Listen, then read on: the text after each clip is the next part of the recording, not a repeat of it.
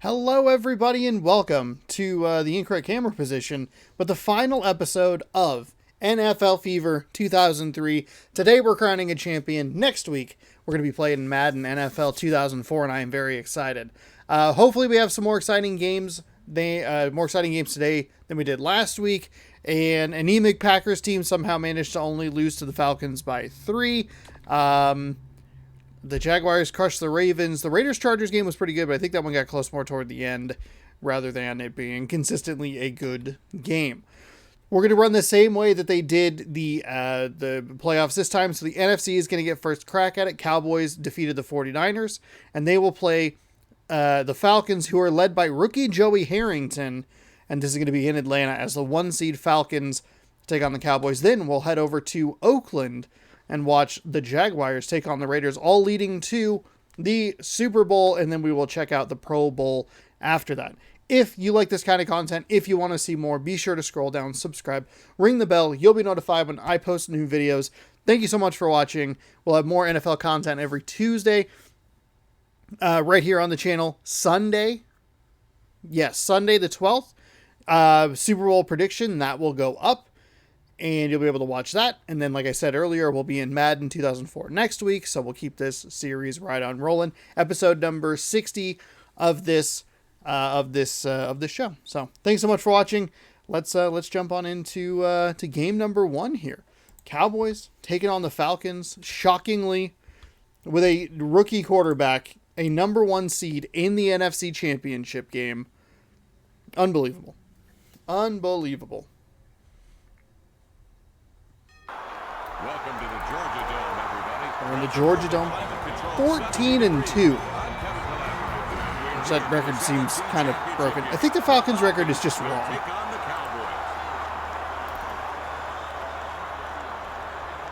Who should we be watching today, Ron? Oops. There's one of the league's top sackers. The stats don't lie. He's having a terrific season. He's been a force with a lot of attitude.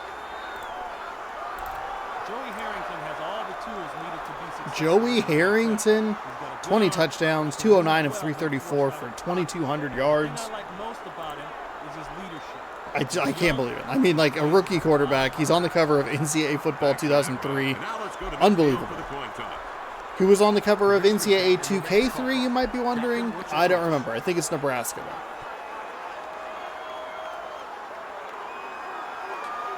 He calls hands with his tails.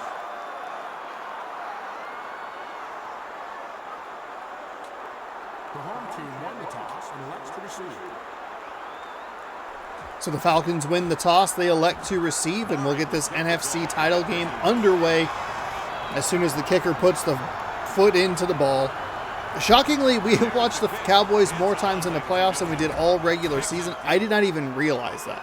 I think we saw the Giants a couple of times. I don't know that we really even watched the Eagles. And we have an explosive play to start.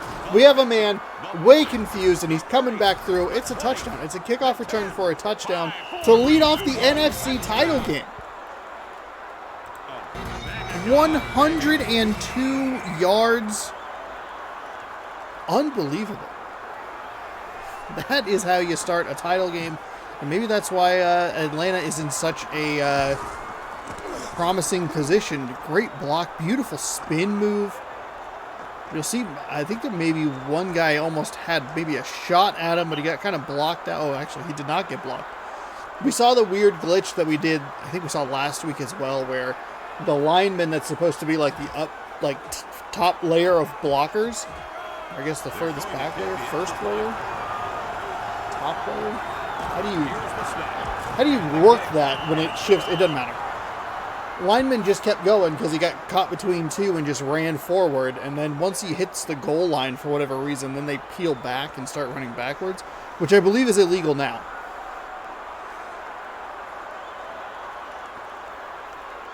But I guess in 2003, who cared? You know, I keep seeing that weird clip of like Steve Atwood just like going for it right into his own teammate.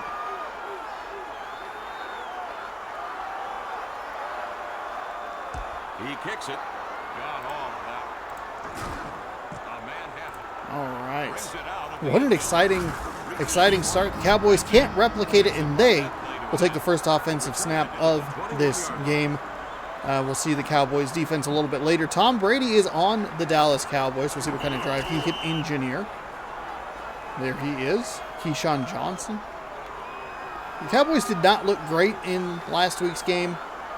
Fortunately for them, neither did the 49ers. Neither did most of the teams, honestly. I wasn't wildly impressed with anybody.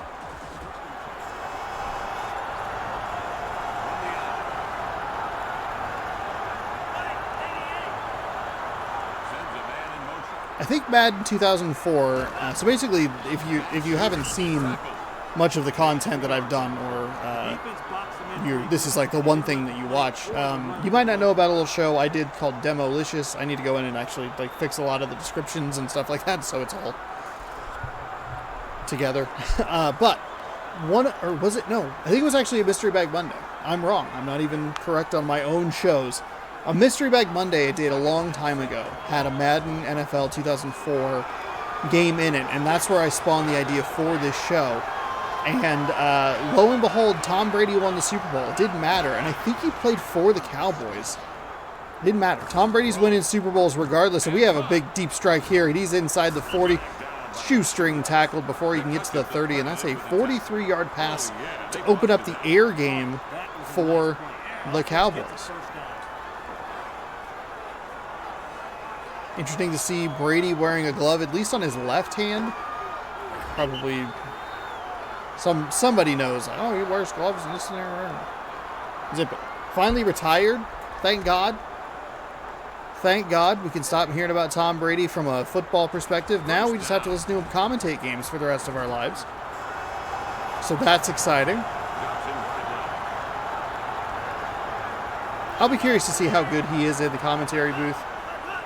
I think Romo was kind of lightning in a bottle, though apparently CBS had reportedly had an intervention with Tony Romo about his broadcasting skills dissipating or something.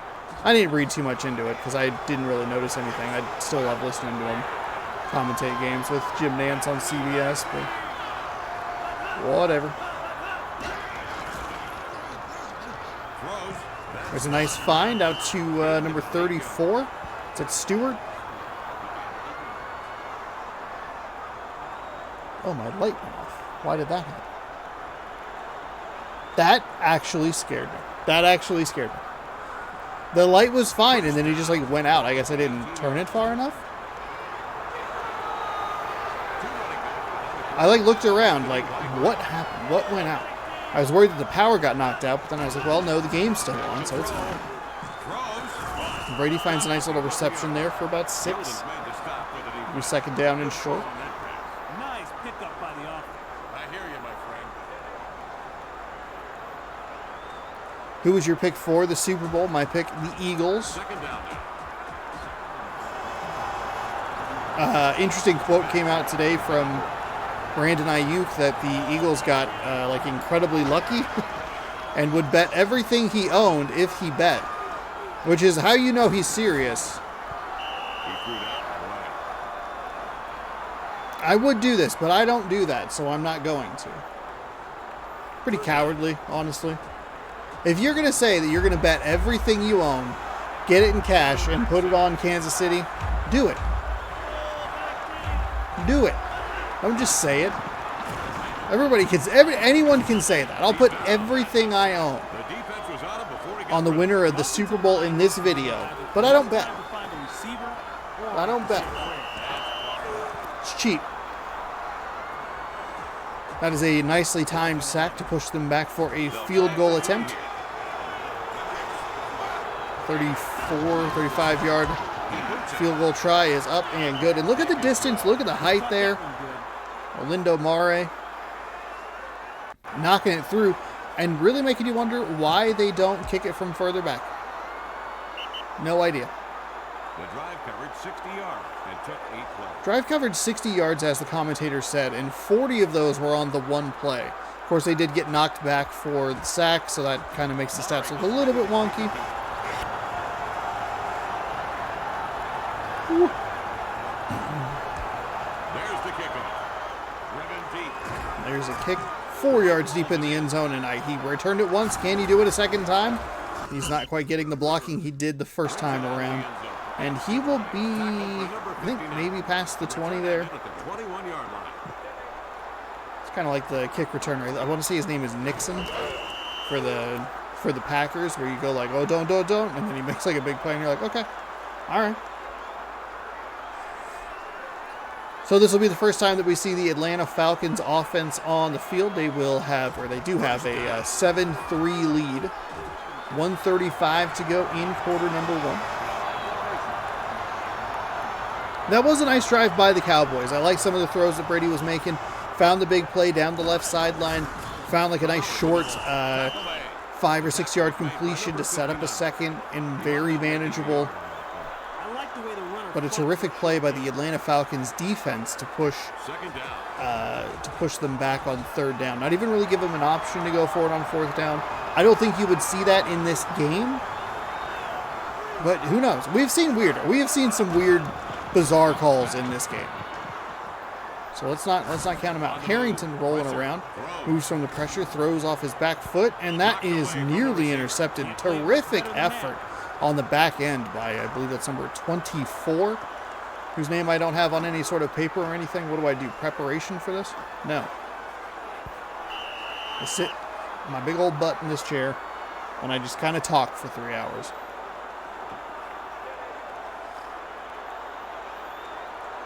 That is the good stuff. 3rd and 9.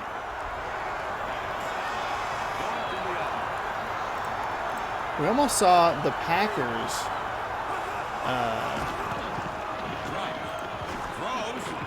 knock off this Atlanta Falcons team, and Jason Kraft, is going to come up with an interception. That's a poorly thrown ball by Harrington. It's well behind the receiver. The defender in perfect position to make the play, and successfully does. And that could be the thing. Green Bay had no offense and still only lost by 3. Atlanta might be relying too much on these big plays throughout the season, and that could potentially be the downfall.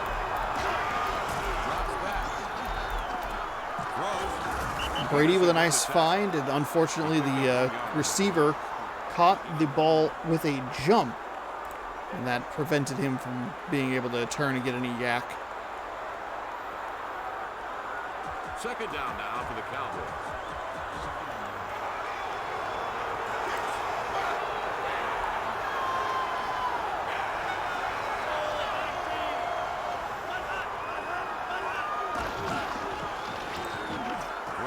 There's a nice find over the middle and a terrific hit just before he hit the 10-yard line. I love that find by Brady. Just right up the seam. Number 2 on the reception there.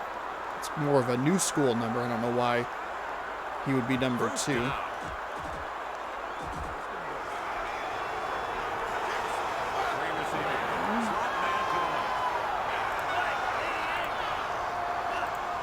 So 1st and goal. And we'll get one more play before this first quarter ends. Brady fires to the left side. He'll be tackled after a gain of about 5. And that will do it for quarter number 1. It was an exciting one, a kickoff return to start everything, and then a nice drive by the Cowboys. A great defensive play by the Cowboys, and they've set themselves up in a terrific position to try and take a 3-point lead. You can see, look at that, 101 with 1 yard. 1 yard of offense. And he's not going to win games.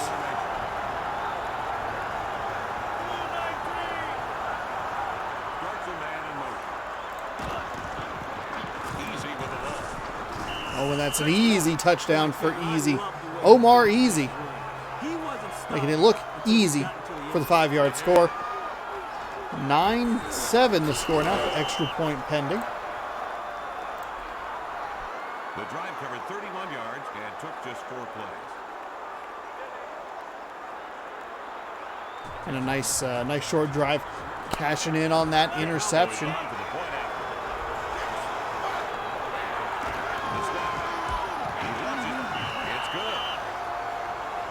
Kick is up. Kick is good. We have ourselves 10 unanswered points by the Dallas Cowboys. It's been all Cowboys minus the first play of the game. which was that kickoff return for the touchdown. That man's hand going through the face mask. Dwight is deep to receive the kickoff. It's kicked. He got all of it. The return From about 3 yards deep. Gonna try the right side, but he ran towards the middle. Looked like the blocking was setting up pretty okay on that right side to maybe get an explosive play. But he drove it back towards the middle for no real reason. A lot of Cowboys in that middle part.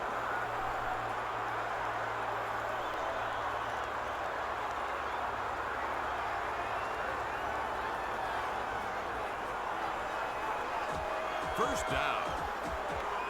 So 1st and 10 from the 19-yard line. Falcons need to get a little momentum going here on offense, or a little rhythm, probably is the better phrase there.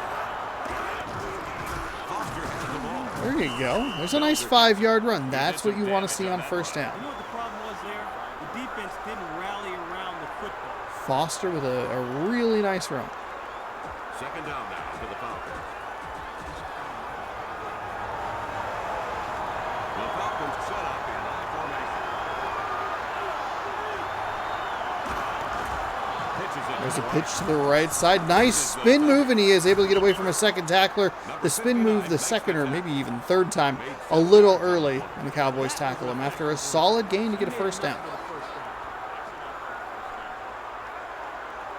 First and 10. Ball. Work on that ground game. Keep this clock moving. Limit opportunities for Dallas's offense on the field. Your host takes a drink, learns how to talk.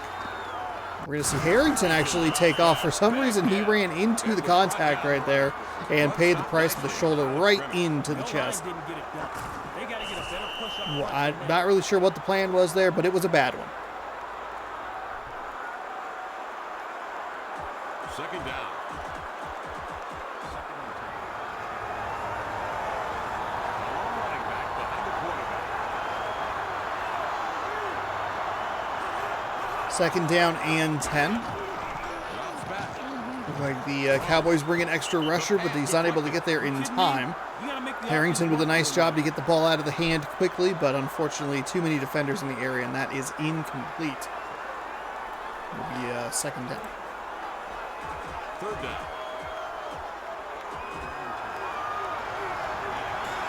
Going from the other.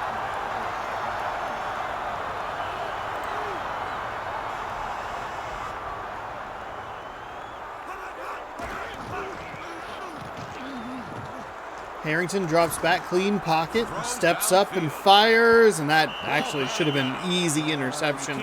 Well short of the intended receiver, looking at the defender. And that was too easy. I like that Harrington stayed in the pocket, tried to set his feet and find somebody. It's just a bad throw. 4th and 10. The Falcons got their punting unit on the field. Clock stops because of a penalty. You're going to get a false start? It's going to be 4th and 15 now. I did it on the wrong side. 4th and 15. The Falcons line up in punt formation. Ball snap. He blasted it. Nice kick. Kick is away, and that is a tremendous punt. You're going to flip the field there. A little bit of a run back opportunity. He'll make a man miss. That's a nice play. Tried the stiff arm, but tackled as he passed the 35.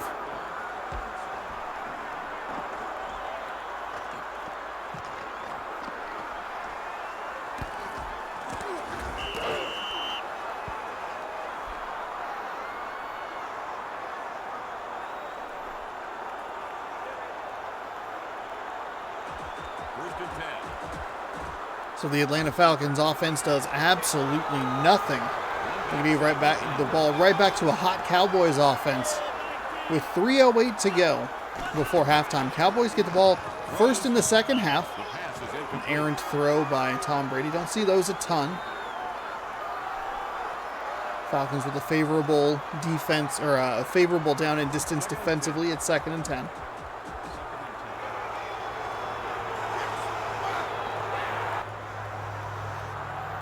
Single back formation. Anthony in motion.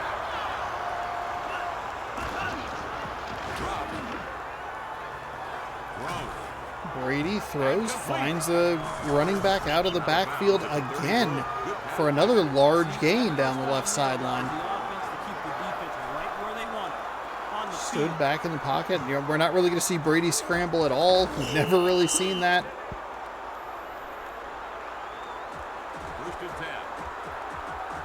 It'll be first down and 10. Stewart, I want to say, is the running back. But I can't remember. We're going to see him actually roll to his left a little bit. He's going to fire a little far in front of a diving attempt from the receiver, second down and 10. I would say the favorable down and distance thing, but it didn't matter. The Falcons gave up a monster play last time it was second and 10, so what happens this time? Let's find out. They are in that weird kind of middle ground where the CPU likes to punt the ball instead of kick field goals. But a gain like that on the ground might help make the decision to kick the field goal a little easier, but also a little more sensible. Like it actually makes like kick the field goal, please. If you don't trust your kicker to make like a 45-yard field goal, what are you doing? Crowd chants defense, and that is exactly what Keyshawn Johnson and Tom Brady sliced and diced. The defense, 28-yard touchdown reception. First time we've called Keyshawn Johnson's name on a reception today, and the Cowboys are really taking it to the Falcons here. Two teams that played in fairly weak divisions throughout the season. Just kind of had a hold. We've seen this with the Cowboys, I think, in both times that we've done NFL Fever specifically. They just kind of run out to a lead, and then nobody really does anything else. This game apparently he loves the Cowboys and hates every other team in the NFC East.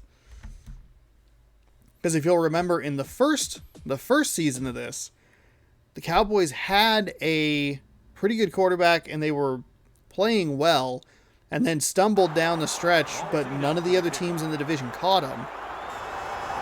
They got eliminated in the first round of the playoffs. And I don't think they were much of a factor in Madden 03, but in NFL Fever 2003, they looked very good throughout most of the season, which is partially why we didn't have them on the channel all that much. It's just we saw them one time away, and that was the opening game of the season for the Houston Texans, and that was the only reason that they made it on. Otherwise, the Cowboys might not have made it into any regular season gameplay. Does it count as gameplay if I'm just talking over it? First and 10 with 2:15 to go, and we got a game teetering on a blowout. Gotta have a drive here. Even if you don't score points, which is never something you want to say about a team. You cannot give the Cowboys the ball back again. They have already had a bunch of explosive plays down the left sideline. They're just throwing to their running back. But Brady doing a nice job of making sure that the running back gets out and up on the route instead of just throwing it to him in the flat for a loss of 40. Second down and 8 here at the 2-minute warning. 2-yard rush. They're going to run it to the right side. No gain there. And it'll be third down and 8. Maybe a timeout here from the Cowboys. Oh, the Falcons making the ill-advised decision to call a timeout before a 3rd and 8 deep in your own territory. Don't do it.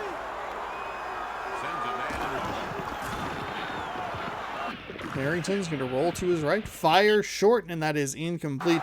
The defender, again, number 24. We've mentioned him a couple of times. Real good read on that. Great break on the ball. Broke up that pass. No chance for a completion. And just like that, it's 4th down and 9. And what's important about that, Atlanta burned a timeout for no reason to throw that bad play. They ran it twice, gained about a yard total, and then called the timeout and said, Dallas, we'd like to give you as much time as possible to bury all our hopes and dreams by halftime.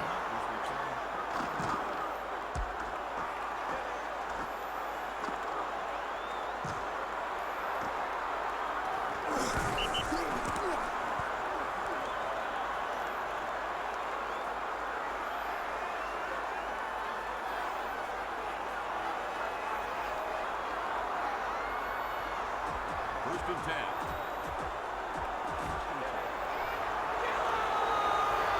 Two-back set. Johnson wide So first down and 10 with terrific field position on the 43-yard line. Atlanta brings extra defenders, but it doesn't matter. Brady back across his body over the middle of the field. That's an interception. He's able to regain his balance, and he is home free. It's a pick six. touchdown. Good. Oh, my goodness. Atlanta has scored 0 points on offense, 7 defensive points, and 7 special teams points. I guess technically you could throw it as 8 special teams points with the extra points, and then 6 defensive points. Either way, the defense and the special teams keeping them in this game. That is an unbelievable mistake from Tom Brady right there. That is tremendous field position. Under 2 minutes to go, full allotment of timeouts, and you throw back across your body to the other side of the field, and that is where the danger lies. Kicking team on the field. Brett Favre is cheering himself in his grave right now.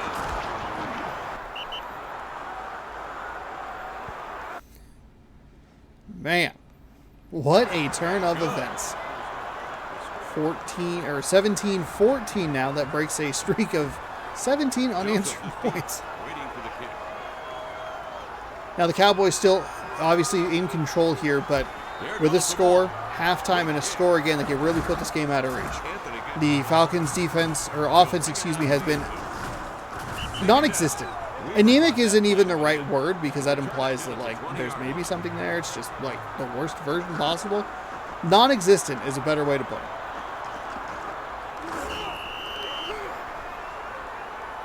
Pretty nice run back by the Cowboys.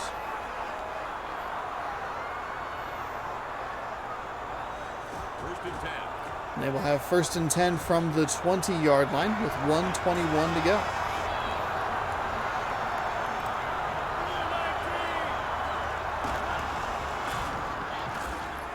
Brady in the backfield by himself. He almost threw another interception. That was into double coverage. There was an extra defender that the Atlanta Falcons sent, and they almost got home, but they could not do it. Though they did force an errant throw right there.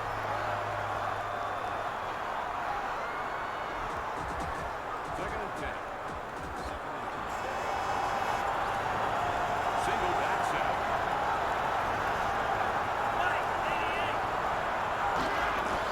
Drops back. Brady drops back, fires over the middle. That's a good incompletion. That pass isn't going to go for much. They might have taken a timeout, but there's no guarantee that they would have taken a timeout. They would have just, worst case scenario, they would have caught the ball for like 2 or 3 yards and then wasted a bunch of clock for no reason. Or, just the shortest of short games. So third down and 10. Throws. Brady finds a wide open receiver. He shakes off the first tackler, who kind of hesitated. I mean, he was wide open anyway, but maybe you can They let the offense dictate to him on that. hit hard enough with some footsteps to jar the concentration or something, but just nothing going on. That was a big play. As much as I was talking, I'm talking about score, halftime, get the ball, score again. If you can give the ball, if you end up giving the ball back to the Falcons, maybe they start to get something clicking. They could try and tie this game at halftime. First down right there, pretty big. Tom Brady throws to the flat, and he will be tackled for a loss of 2 or 3.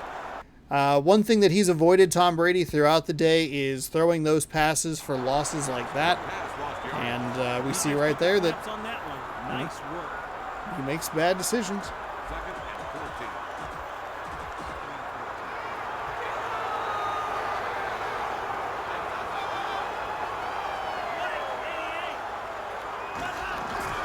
There's the handoff.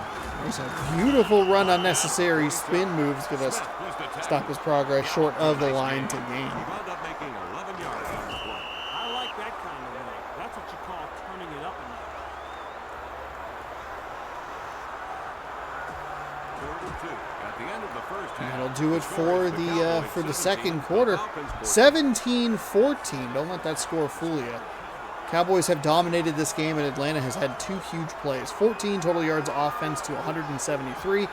That tells the story. I know that the scoreboard, it shows a 3-point deficit, but if you needed a drive from Atlanta, you would not get it. Atlanta's kind of given Dallas what Green Bay gave Atlanta last week. A couple big plays here and there, enough to keep them in the game. A turnover in good field position to get a field goal attempt. I believe a kickoff return for a touchdown. And then just nothing. Just absolutely nothing. I don't remember exactly how many yards the Packers ended up with, but I think it was right about what Atlanta has right now.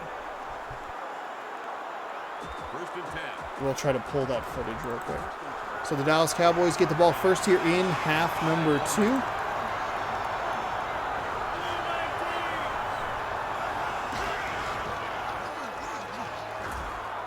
Rolling to his right. He's going to fire into 4 defenders, or quadruple coverage. Packers and Falcons is the 3rd game.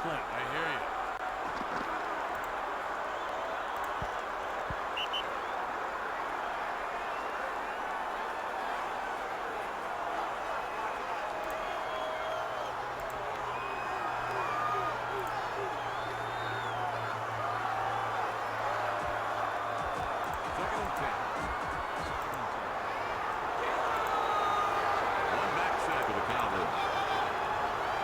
16 yards, to answer your question. 16 yards was the Packers' total in the last game. Falcons ran all over them.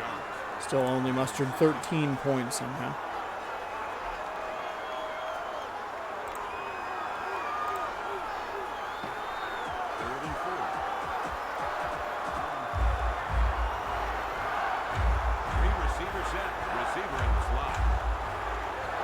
Third down and 4, big defensive down for Atlanta. See if they can get the Cowboys off the field here. They can't because they left the receiver wide open. Now he is free down the sideline. Tom Brady is 13 of 20 for 182 yards. 1 touchdown. Technically 2 if you include the pick 6. 60% of his passes in this one, Ron.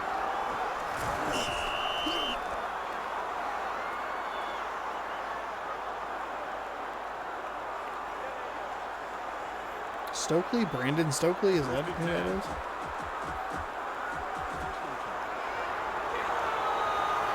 Using the shotgun. Johnson wide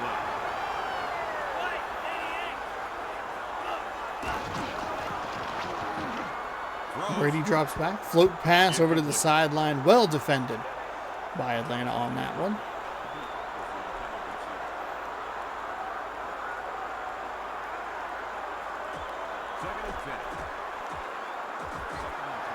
That'll bring up 2nd down and 10.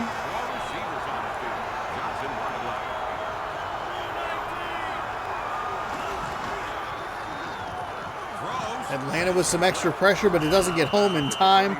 And thanks to that weird juke/jump animation, that the damage is limited. Looks like he was going to get past that defender with minimal problem, but stepped out, and that'll be a first down for the Cowboys, but it saves a lot of real estate, maybe a touchdown. First and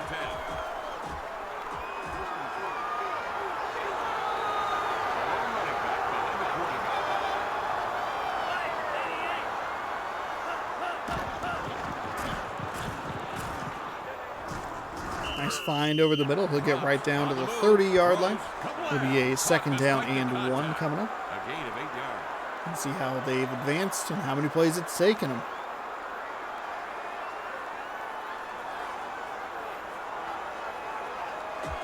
Second and 2.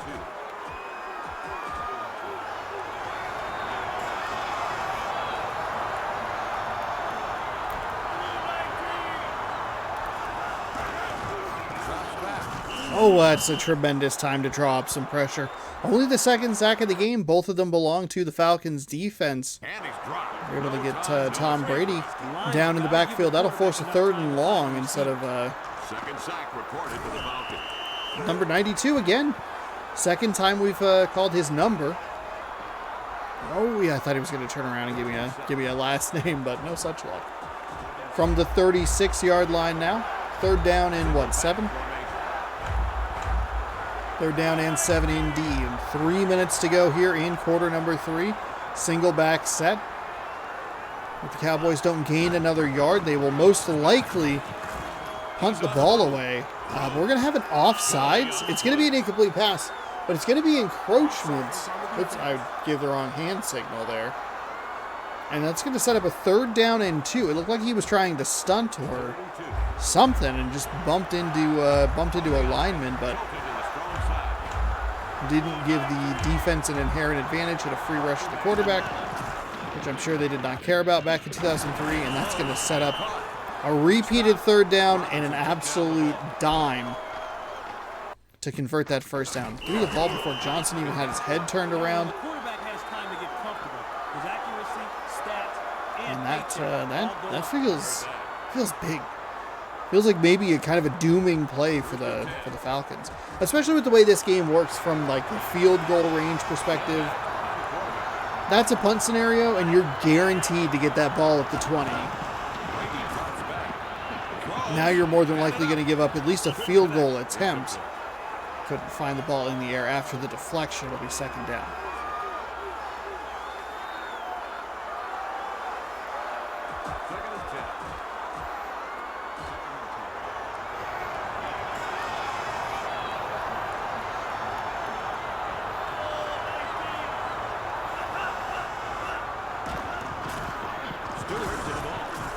Nice job to run the ball to the opposite side of the pressure. I hear you. Find a little bit of a gap on that left side. Third down and manageable coming up. Robinson's 5th tackle of the game. 3rd and 4. They're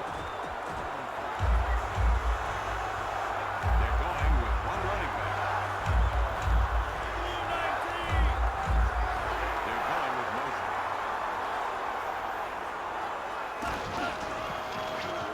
Brady drops back, fires, and it's going to be deflected and incomplete.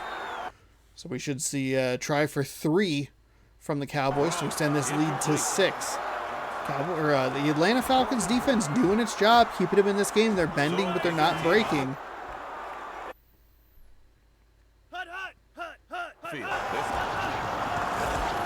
Someone just mashing the fake hike button. Right down Broadway. It's good. I think we got all of that one. The drive covered 66 yards and took 13 plays.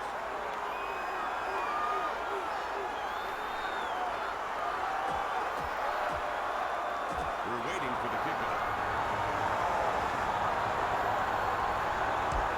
It's kicked. He got all. From the sea.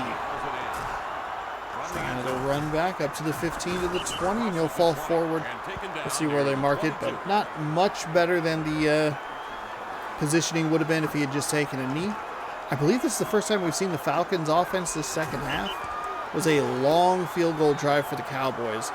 That is the kind of drive that the Falcons need.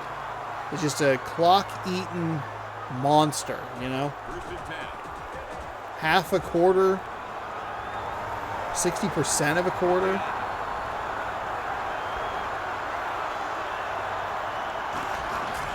It's a handoff. We'll try a nice run to the fullback. Taken down. We'll try to get away from a tackler, but not the most agile guys. Resistance up front. Big It'll game. be a first down up at the 36-yard line. Your offense's confidence is going to do nothing but keep going up if they keep moving the ball like this.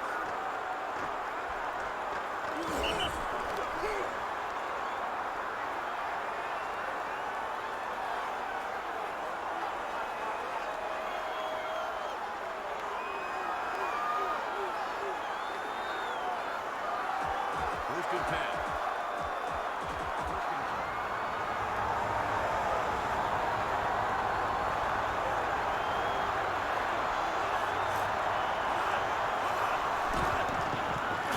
Takes the There's handoff. another run. We're going to see a holding penalty here, which is truly unfortunate. They're going to get into Cowboys territory, but it's all wiped away. Hold on the offense. Darn it, on the wrong side. First and long. And that'll set up a first down and 20 and wipe out a monster gain off that right side. As soon as that penalty flag flew, I knew what it was.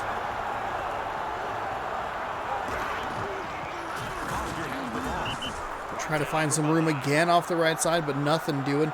Seems like they're a little afraid to put the ball in Joey Harrington's hands.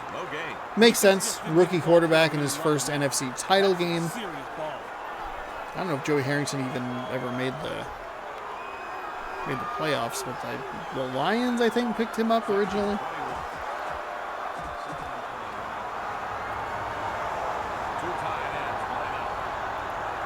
So second down and 21 for this Falcons team, and they're going to bring the heat, and that will get to him in the backfield. Third down at about 25 coming up after the end of quarter changeover. The Falcons only need one drive as they are down 6, 20-14 entering the fourth quarter, but their offense has been so bad to the tune of 22 yards and -5 yards in one of the categories. I didn't catch it. I don't believe that they can do it. But again, one drive. That's all they need. And try and find some room, but nothing doing. Cowboys more than okay with giving up a few yards there to try and get the ball back for their offense. 4th and 18 from the 28-yard line. That holding penalty was disastrous. Not only because it wiped out a terrific play, but it just killed all the rhythm. Any positive feelings about this game for the Falcons died with that holding penalty. Absolutely clobbered at the 40, and that is where the Cowboys will take over. However, we have seen this defense make a good play. They took it back for 6 on a terrible throw by Brady. I know everyone thinks that, Brady's the GOAT at this point, but here he was year 2, maybe year 3.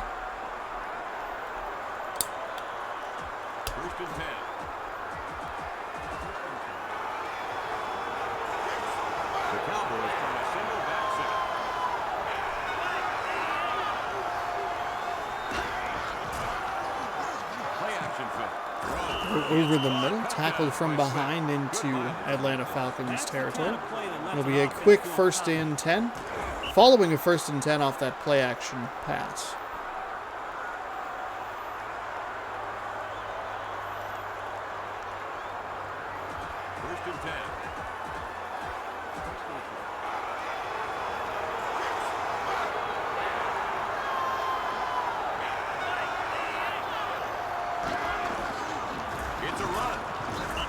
Run off the right side, tackled right around the line of scrimmage. Kevin, those guys down on the pitch are going nuts.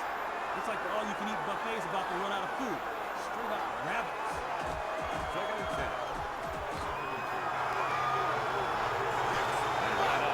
10. Second down and 10 as the Falcons defense looks to give their offense one last chance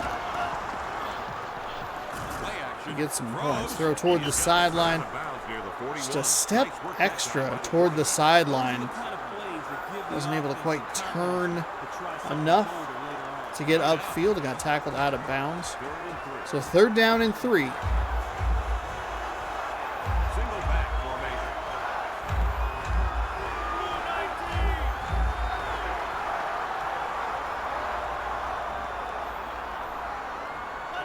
There's a marker on the field.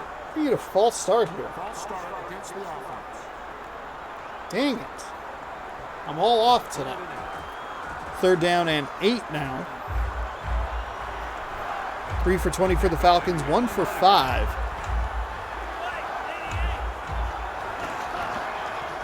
Poorly timed penalty for the Cowboys. It didn't really matter because they're going to find a wide open receiver down near the 30-yard. I guess he wasn't wide open. But they're going to find a connection down by the 30 regardless.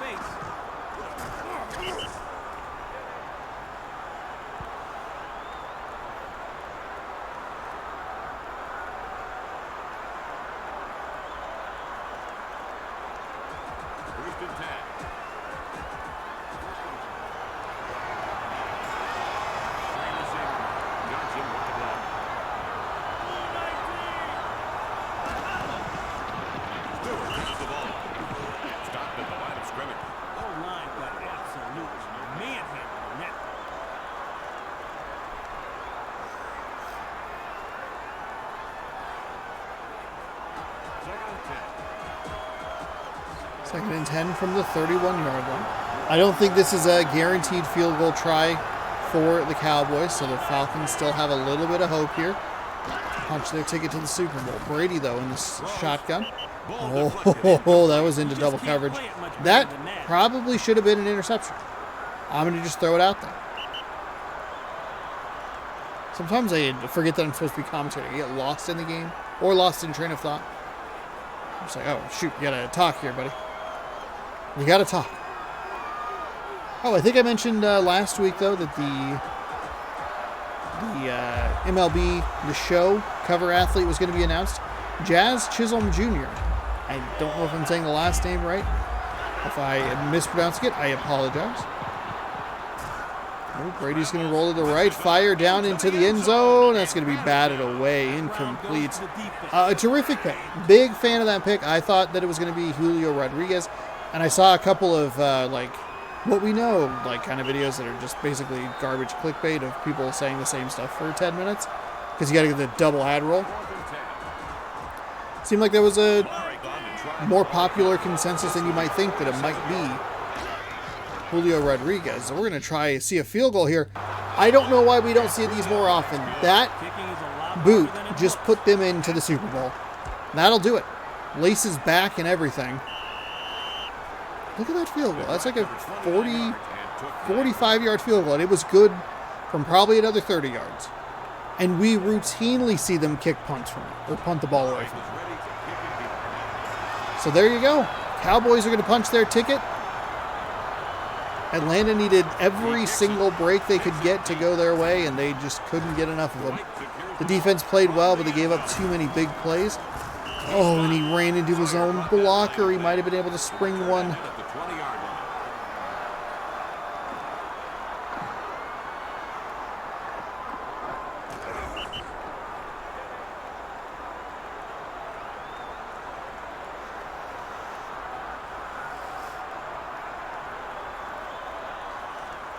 First and 10.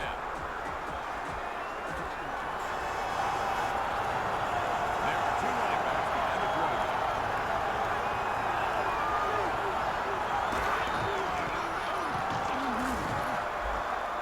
Harrington rolls to his left. He needs a big play here. That was almost intercepted.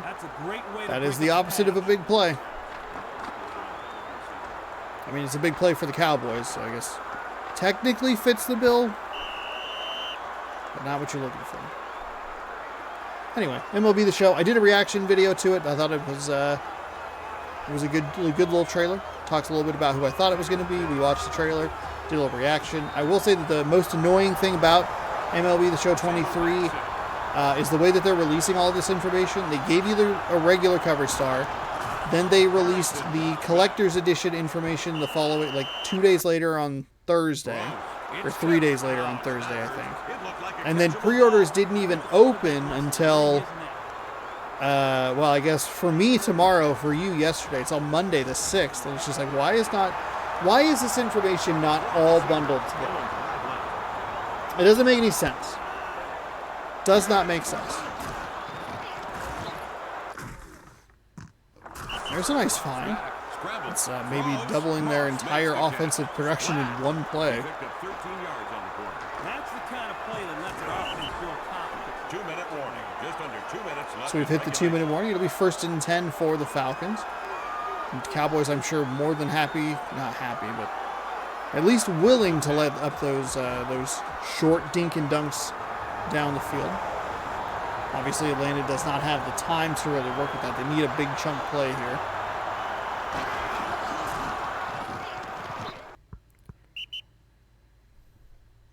Incomplete. Harrington drops back, throws, and that's incomplete. 2nd and 10. The collector's edition or the deluxe, whatever. I forget exactly what it's.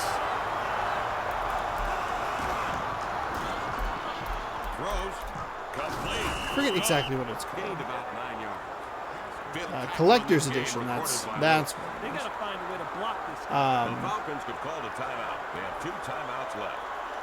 That will 3rd and inches. pre-order on 2/6. Captain Edition with Derek Jeter on the cover. It'll give you 4 days early access, so that'll start midnight on the 24th. Midnight Eastern. Oh, there's a big play. Down the middle of the field. He's going to fall just a little short. Harrington is 4 for 12 for 81 yards. And I've given up that they're going to be able to do anything, so I'm just looking at pre-order editions. New Era Cap, a limited edition steel book, 4 days early access. I'm curious if the New Zealand trick will work. So that, for me, it would be the 23rd at 9 p.m. Pacific time. But depending on how it releases, like globally or whatever, if you set your console on Xbox to New Zealand time, it might click over and give you access to the game. We'll see. Tries to find the end zone, but that is incomplete. I'll be sure to save after every one of these games. If for some reason it breaks during the Pro Bowl, that would be the best case scenario of breakage. Atlanta, unfortunately, only 2 timeouts. And this is what I was talking about. They only needed 1 drive until they gave up that field goal. Throw over the middle. And got absolutely clotheslined after the whistle there. Ricky Dudley at least going to make the score respectable.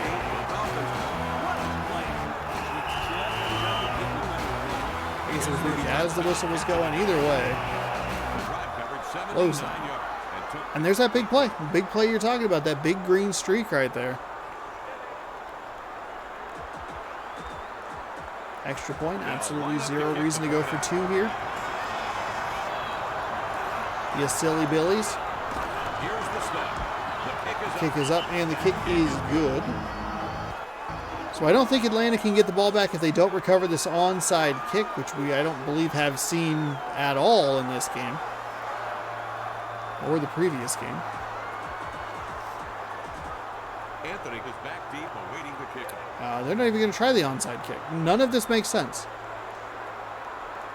There's the kickoff. Driven deep. Anthony has the ball. You can take it. You stop the clock after first down, after second down. Ulbrich made the stop.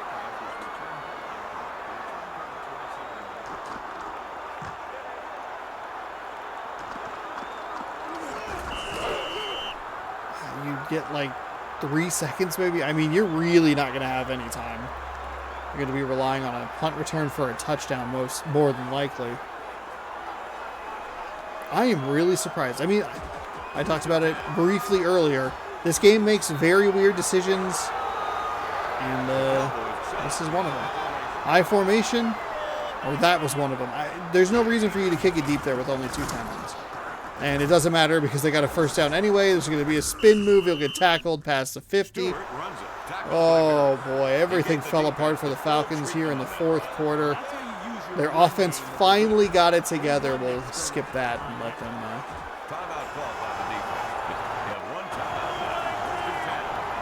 Wow. So Atlanta will most likely call a timeout. I would like to shout out this game because you can start a game and spectate, like in spectator mode. And then you can actually pause the game, Madden. Sometimes you kind of break it, though.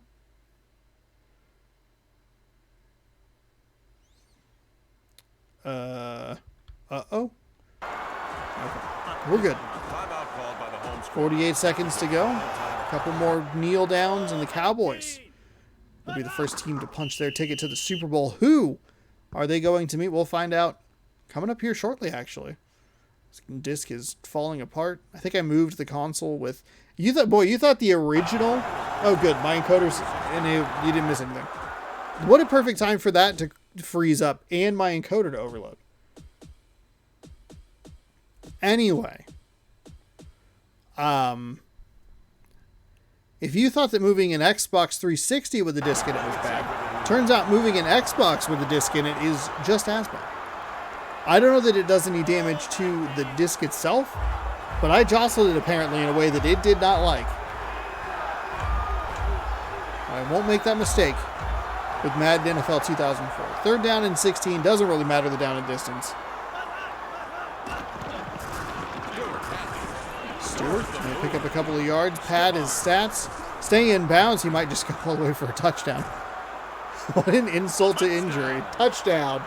James Stewart eclipses 100 yards, runs out the clock, I think, and scores a touchdown.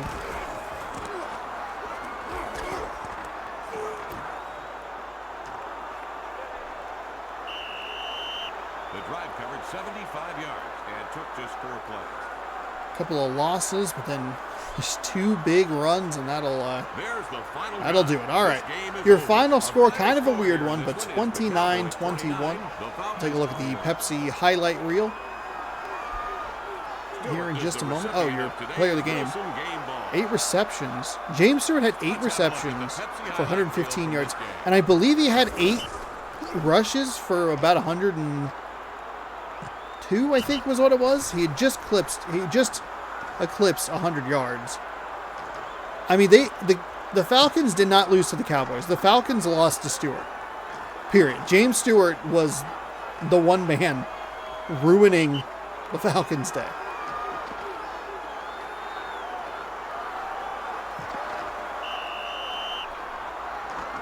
Keyshawn Johnson's touchdown. Here's the final play of the game. They don't even let him come out and kick the extra point.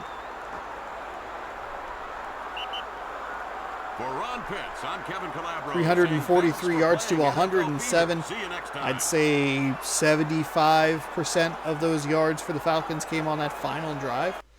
But 343 yards. My goodness.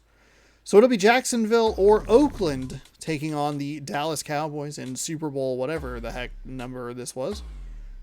And we'll find out right after I save this game.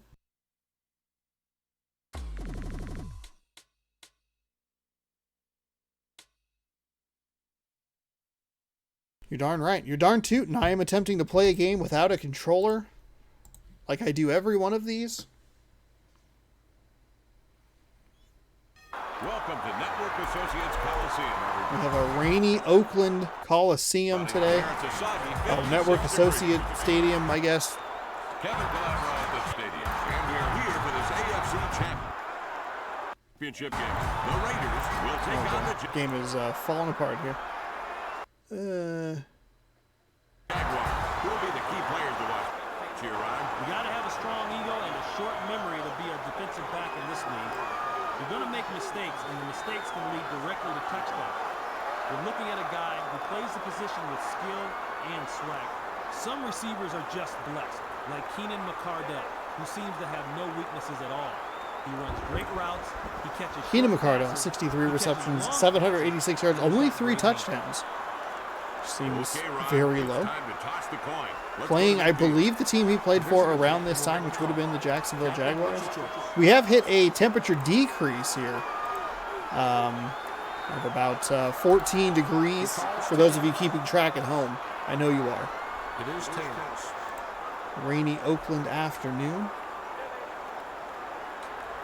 The visiting team won the toss and elects to receive. We're set to go for the opening kickoff.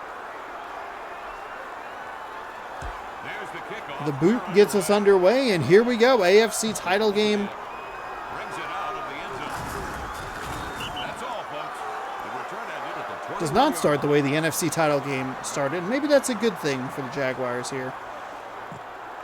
Falcons led it off with such an explosive play and then did nothing offensively for 7/8 of that game.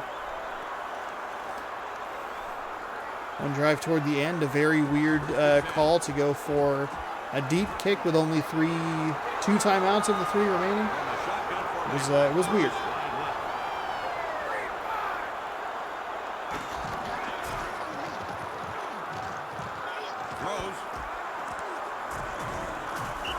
Stopped at the 44. Coleman is credited with the tackle. That was a terrific play. Big pickup, big first down for the offense. I heard that.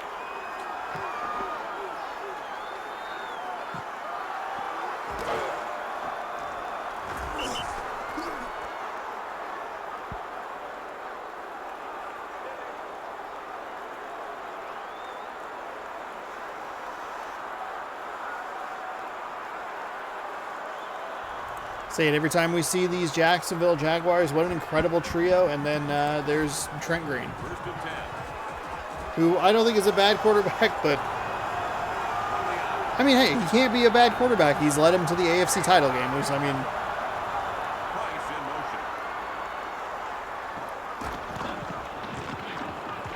motion. It's a pitch. pitch it to the right side. Those plays, which didn't work in 2002, have been much more effective in 2003. Not a great example right there as we take a look at this Oakland Raiders starting defense.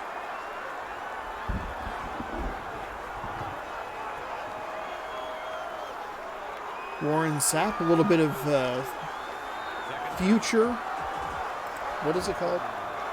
Looking into the future there, as he would play for the Raiders later in his career.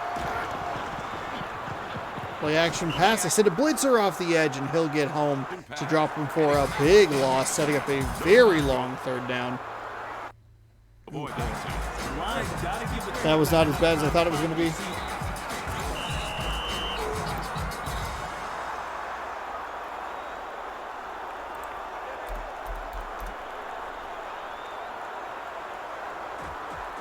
If the problems persist, we might give a little bit.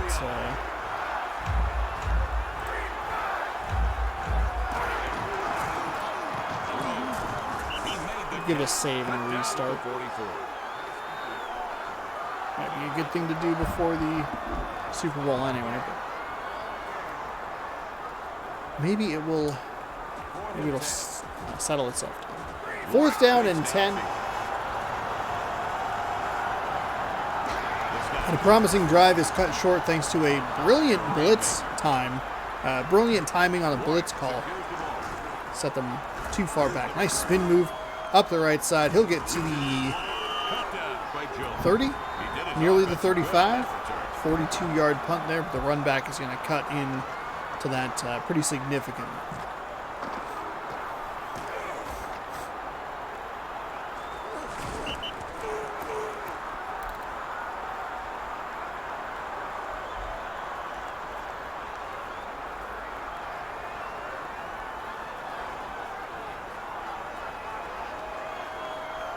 Take a look at the starting offense for the Raiders. I didn't realize they were going to show it that quickly. But it is Mark Brunell. He is playing against the team he played for around this time. Pitch to the left side. Pretty well blocked at the second and third levels, but defenders able to get there right around the line of scrimmage and no gain. Rod Woodson? No, Rodney Harrison, excuse me. I was thinking about the Raiders, and I got confused.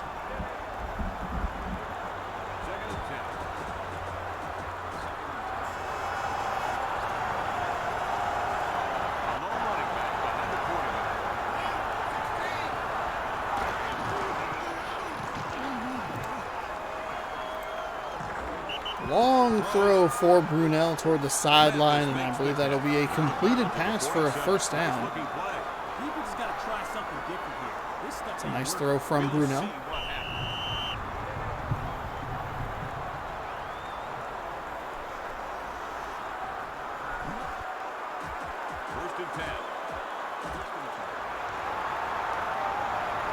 Had the Falcons won that first game and the Jaguars won the second game, we'd have a guaranteed brand new Super Bowl winner.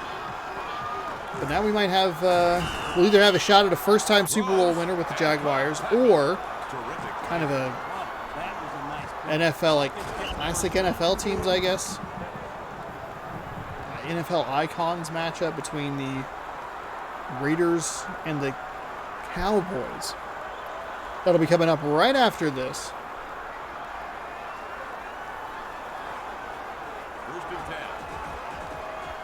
As we take a look at a 1st and 10 for Oakland. They looked really good in their win against San Diego last week, making Jacksonville travel all the way across the country. He picked up some yardage.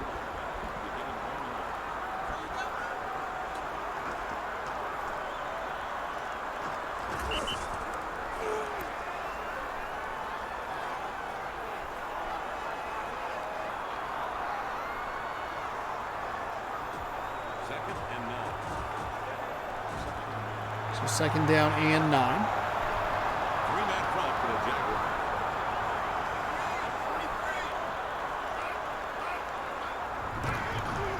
Drops back.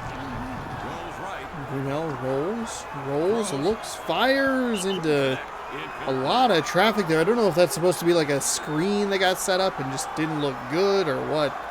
But Brunell really rolled for a long time before he whipped it into several defenders. An area with several defenders. Three receiver set. Warwick in motion.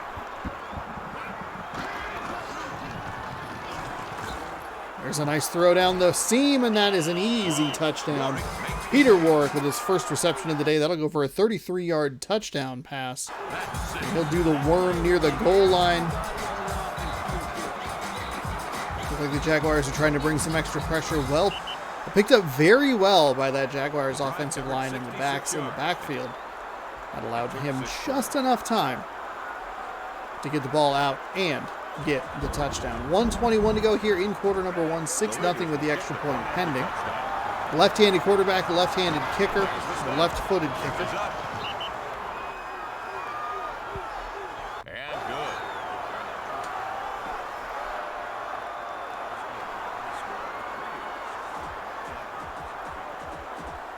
Ball teed up for the kickoff.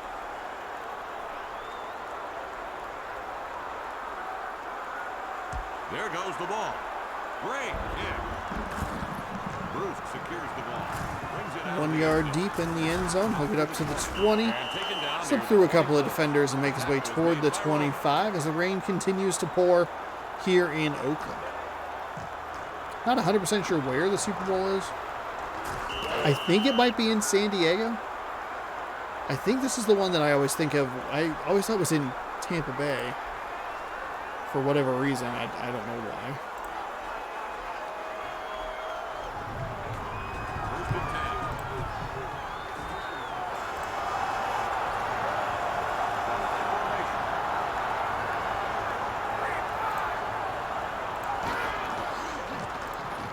Pitch to the right. That's a pitch to the left there, commentator. He was And it stopped. indeed is a pitch to the left. Doesn't do anything. Good about themselves after that. Second and 13. So second and 13, they'll keep it on the ground, and he'll put a shoulder into a man, and he'll get past the first down marker. Brought down.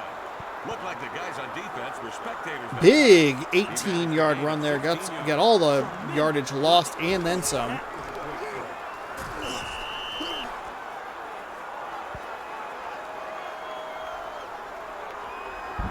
First and 10.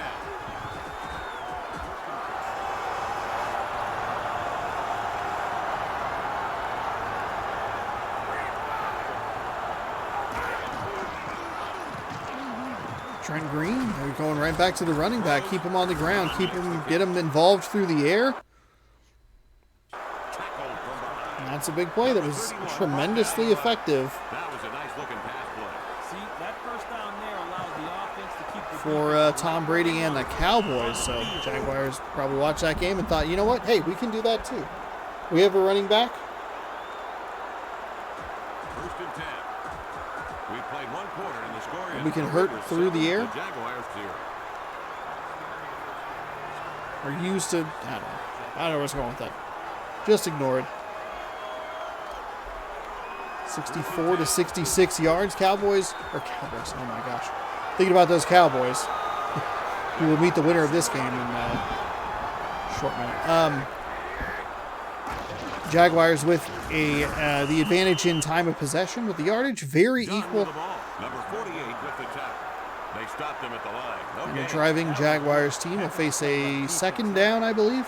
Second and 10. Second down and 10. Deep in Raiders territory. They have 4 receivers.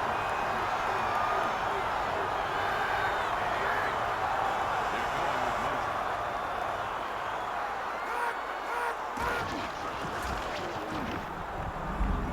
Trent Green dancing around in the backfield, able to make a move off that right side. Lunge forward for 8. That was a nice little run there. That'll be third down and very manageable.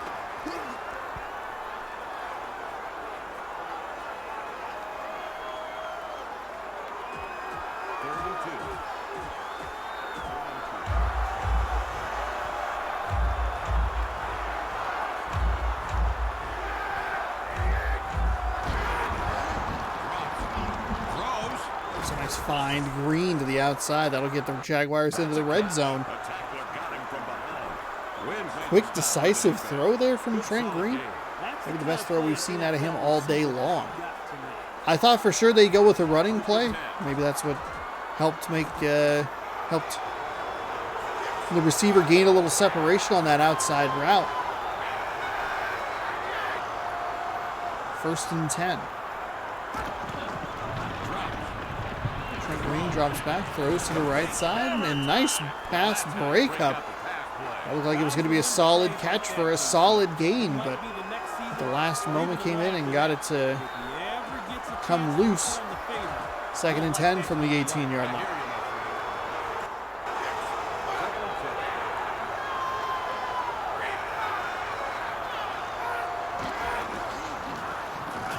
And they're going to bring a little extra pressure. The Raiders are. We saw them do that on a 2nd and long earlier in this game, and it was a similar result.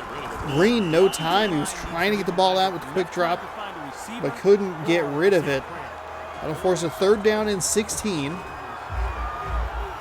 The Raiders still in great position. Or the Jaguars, sorry, the Raiders are on my screen. That was all I could think of. The Jaguars still in great position for a field goal. They're going to let Trent Green kind of... Oh, no! They let him roll around in the backfield for free, and they forced an interception. Oh, my goodness. Curtis Fuller with the pick. It's a terrible throw. Well, you know what they say, hindsight is always perfect, Kevin. But obviously, the quarterback made a bad decision there. I hear you. Absolutely awful. Awful decision right there. Holy moly. Just when I thought, hey, maybe they're not going to get the touchdown. Brilliant timing on the pressure again from Oakland. Force the 3rd down. It's an obvious passing situation. You think maybe they double down with the blitz. No. Drop into coverage. They give Trent Green all kinds of time, and he still throws a pick.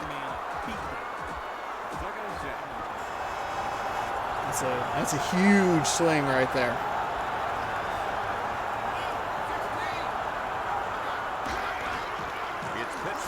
Pitch to the right side. Trying to go for the spin move, but nothing doing there. Jacksonville so far doing a very nice job to make sure that the Raiders don't capitalize on the mistake. 3rd down and 9, maybe 10. It will be 3rd down and 10. And with the way the Raiders are playing this, with the pace, the quick pace, the Jaguars might get 3 or 4 stops of the clock here. That was almost intercepted. They brought a great pressure off that left side. Burnell had to rush the throw a little bit. It almost cost him with an interception, but no such luck. 2:01 remaining on the clock, so that means that the Jaguars are going to get 4 clock stops. I guess it doesn't really matter because the clock would stop for a change of possession anyway, so my bad. Trying to be clever, but it didn't really work. Instead, they're just going to get terrific field position inside Raiders territory at about the 42-yard line. So the defense does its job, and it is not a great punt from the Raiders punter. The Raiders gave up a punt return for a touchdown from the Seahawks in one of the first games of Madden 03. I guess the Raiders would be the defending NFL Fever champions. They can go back-to-back NFL Fever championships. I already forget who won last time.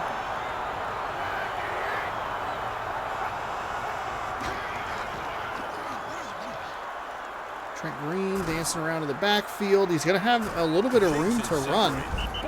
Made a man miss, but then got that weird shoulder swing tackle. Usually that is where, like, a lot of those plays spell disaster, is when the quarterback is just dancing around and runs up and turns around, and the AI pathing just does not know what to do. But Trent Green makes another nice play with his legs, and it'll set up a 2nd and short coming up.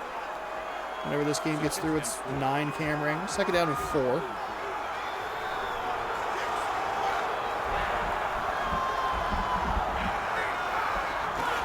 I formation. Drop back. I'm going to throw it to the outside. He'll pick up a couple of yards, so not the worst play in the world. As soon as he threw the ball to the left, I saw how long it was in the air, and he caught it a yard or two behind the line of scrimmage. I thought, oh, this is not what you want. Not what you want to see.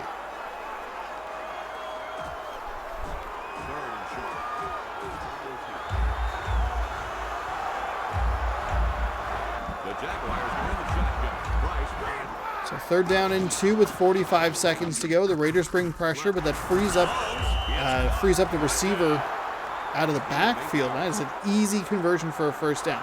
Timeout. Timeout for the Jaguars. They have 2 timeouts left.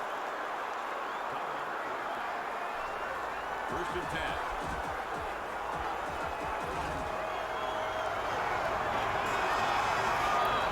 They're going to split back. Split back set. Green, he's going to roll to his left. A decisive run there. Falls forward toward the 20. Should see another timeout here. That is exactly what we will see. More than likely, he'll be knocked or marked down at about the 21-yard line. But either way, still a positive play. Beautiful shot right there. 2nd down and 6 from the 21.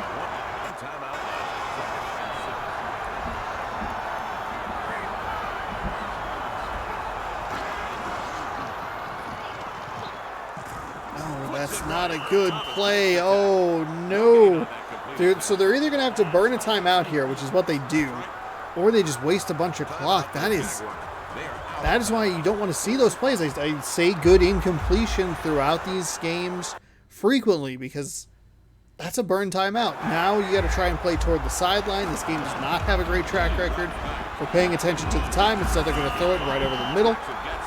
Trent Green's 8 for 10. They'll try and skip some of this to at least give them a shot at a field goal attempt, and that is exactly what they will do. Or maybe they're going to clock it. What a mess. What a mess. Completing more than 70% of his attempts. That'll stop the clock. Wow, a battle of left-footed kickers. 6 seconds to go. This won't take us all the way to halftime, but it will cut the lead down to 4. David Akers 1 for 1 for 25 yards. I should specify good from 25. It sounded like he had thrown for 25 yards or something weird. 33 yards and took 8 plays.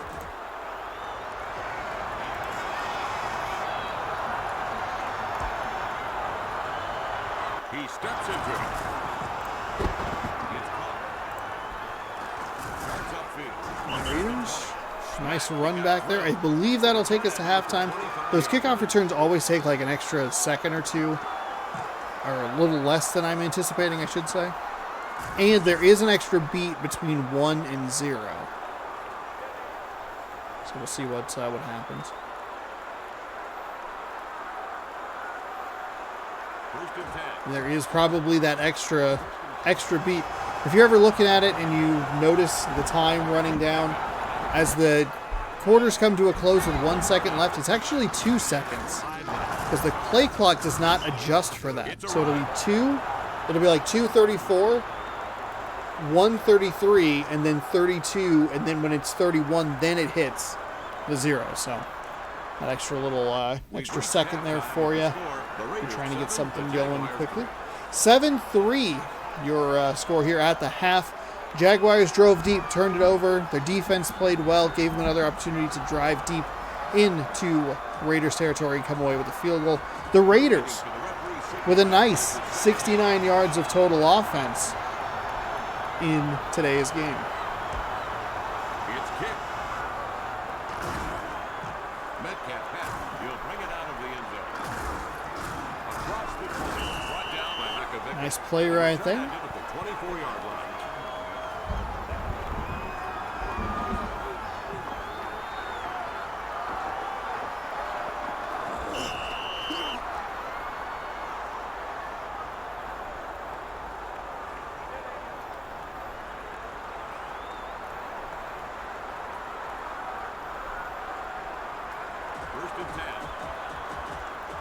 First and 10 for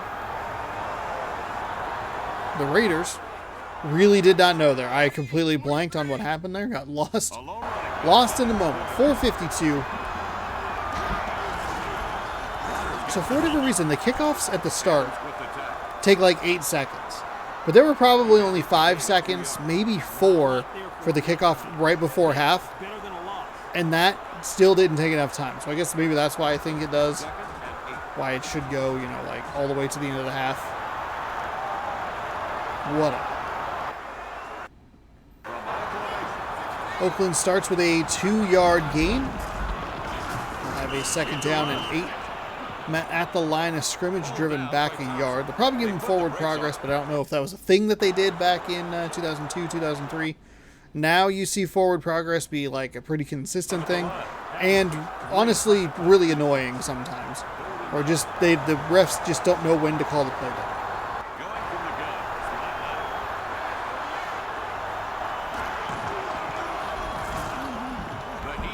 Oh, Brunell is going to get away from one defender, but he can't get away from the second or third. He'll be tackled after a 2-yard gain. That'll keep the clock moving, but it will be a quick 3 and out for this Jacksonville defense.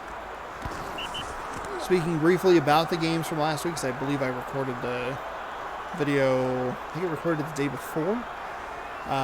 Horrendously officiated in that Bengals-Chiefs game. Just, I mean, absolutely awful. Like, pretty inexcusably bad.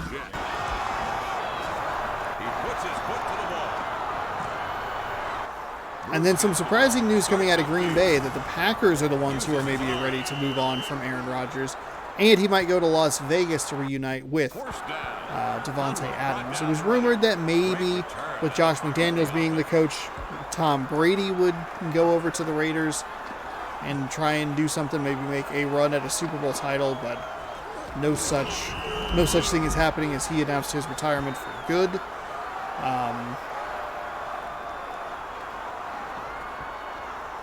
First and 10. So we'll see. I always thought that Aaron Rodgers would be the one to initiate the breakup from the Packers, not the other way around. But I think we've seen about as far as Rodgers can take the Packers, and that's been the NFC Title Game. It hasn't always been his fault that they haven't made the Super Bowl. They had a duct tape defense against the Falcons several years ago, before the infamously blown 28-3 lead or whatever it was. They made it a couple of times at home, once against Tom Brady's Bucks, and then against... Or maybe the other one was just a divisional. Total denial by the defense. Divisional round against the 49ers. I mean, I don't know. You're kind of in a rebuild. The NFC North isn't the strongest division. We'll see what the Lions do next year. If they take a step forward or if they either stay stagnant, maybe regress a little bit with all the hype. I believe they'll be built to stay for at least a few years. However, I could see them parting ways with Dan Campbell if they don't make the playoffs or start picking up playoff victories. I think the AFC is the stronger conference of the two right now.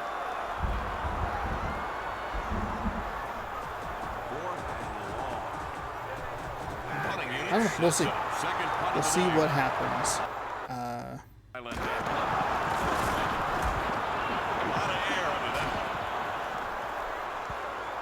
Get dropped, and we almost had an incredible punt. Oh my gosh.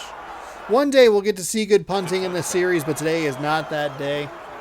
I'm looking forward to see. I mean, if Green Bay parts ways with Rodgers, I'm interested to see what happens with Jordan Love.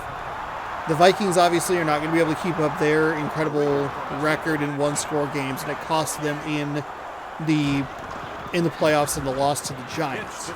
I don't know where that guy was trying to block, but it was not the correct guy. He's running backwards. Help me! I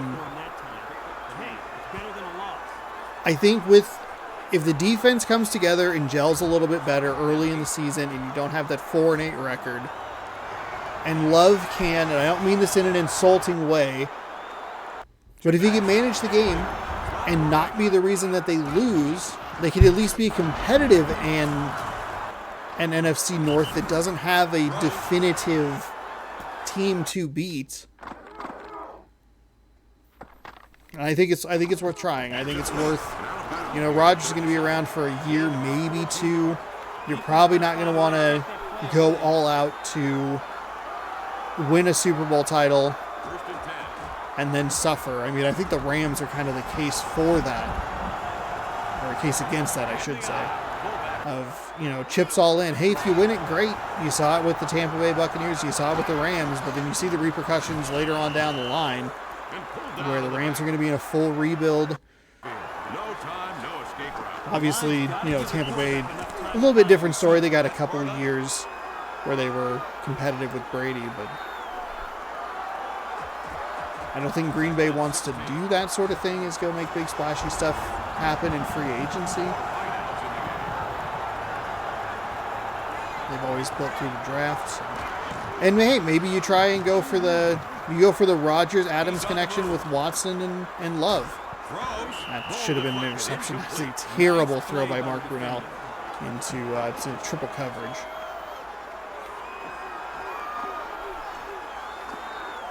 You might actually be able to fit in an entire season of random rosters before the NFL starts again. I think. So I think it's going to be pretty easy. 7, 11, 16, 20? Oh yeah, by quite a large margin. 4, 9. Oh no, a fumble! What in the heck happened there? There's the pitch out. The offense retains possession of the ball. 13. Oh, okay. The offense set to Looks like we'll hit episode 100 this year too. Wild. That's I don't want to think about that. That's far in the future.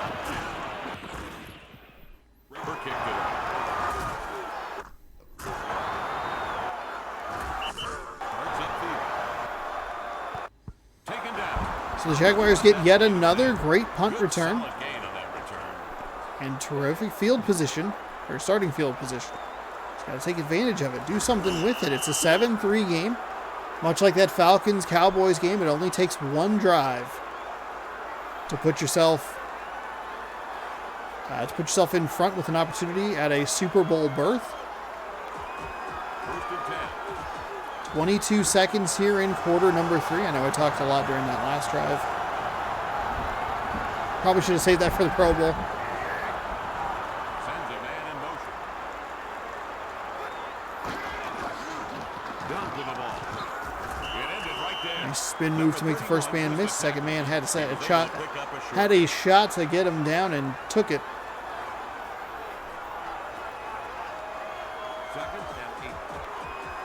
Should see the final seconds of this third quarter wind down, and a 2nd down and 8 coming up after the break. 7-3 our score here. Raiders in charge, but not by much. They're losing the field position battle, which is important. 79 yards to 100 yards. Been kind of a slop fest.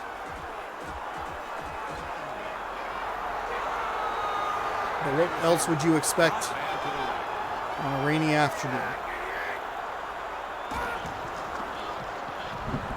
Trent Green fires. It's deflected at the line. If you can't get to the quarterback, throw your hands up. Maybe get a deflection. That is what happened there. 3rd down coming up for Jacksonville.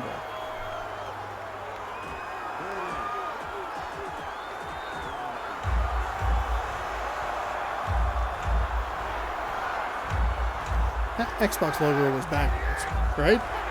That Xbox logo, go back like 10 seconds. Oh, they're going with the reverse, and it doesn't work because it's a terrible play call. Even though the blocking is improved on the edges and the running game seems to work a little bit better with the stretches than tosses, it is not perfect yet. And I don't know that it's going to ever get there. There's only one more iteration of this game. And by the time that the second ball carrier even touched the ball, all of the blocks were broken and there was nowhere to go. So An absolutely awful call by the Jacksonville offense, and they will have to punt this ball back to the Raiders, with time becoming a major factor here in quarter number 4.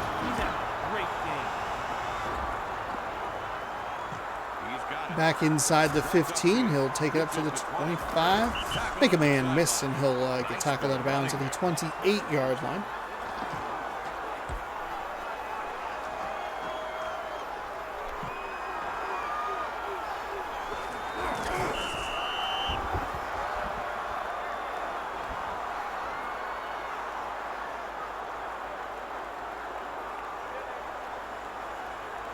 First and 10.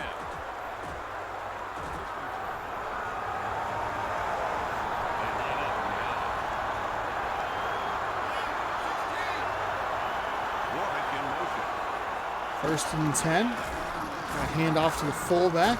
He'll bounce it outside for a gain of probably 4. A gain of 3 yards. I like the way the runner fought for a short gain. Nothing better than when I go gain of blank and then the commentators go through my ear. It's a gain of 3 yards. Receiver set. Missed it. I was wrong. They're going with motion. Smart play by the Raiders, though. Just get the ball, or keep it on the ground, get that clock started, and keep it moving. Stay in bounds. 5 completed passes. 41-yard line. He picked up 9 yards. Wow. And we thought the stat line, I should say, for Joey Harrington was pretty bad in the last game.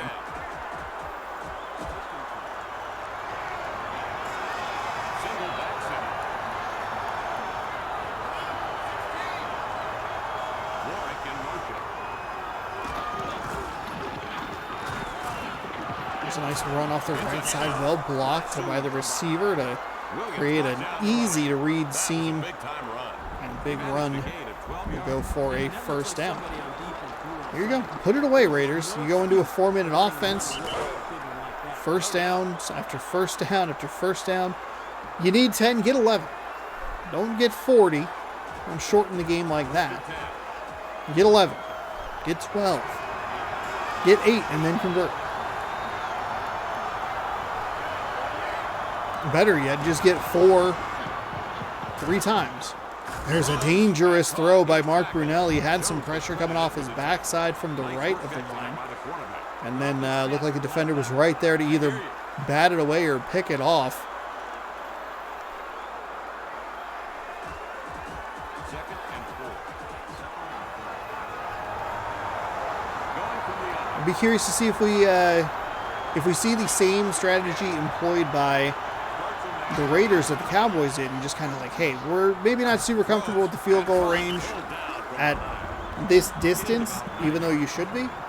Let's go for it. Even if it's a 4th down, we're going to try and kick the field goal, extend it to in the Cowboys' case, an unreachable amount, or in the Raiders' case, a touchdown.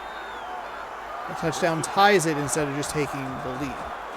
We're about to hit the 2-minute warning. Raiders getting the drive they need out of their offense to milk this clock down. They had it with over 4 minutes to go.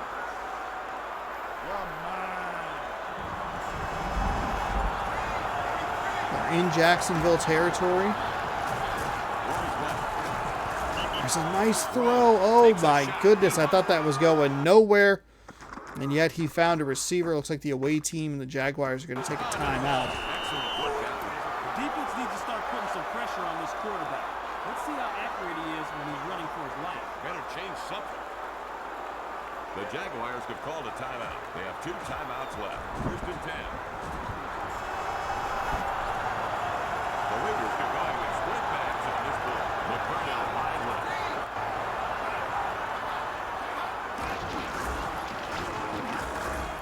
Off the right side. Nice gashing run right there. Inside the 15, down near the 10. Jacksonville going to take another timeout. Ricky Waters doing a nice job. 1:44 to go with a 2nd down and 3. First down is going to about end it. You can maybe take 1 extra play here. Get 2 and then try and convert on a 3rd down. I doubt they'll do it. But That's enough for a Maybe even just kind of weirdly like take a knee and then try and convert on a third and short. Timeout called by the defense. They have no timeouts left. First and goal. They're going to split back.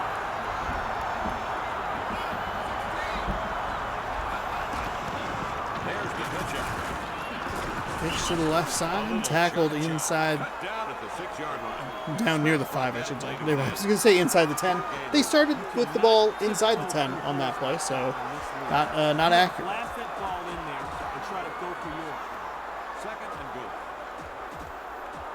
Jacksonville out of timeout, so they're going to just start burning clock here. They'll be able to take it down to about 50 seconds to go.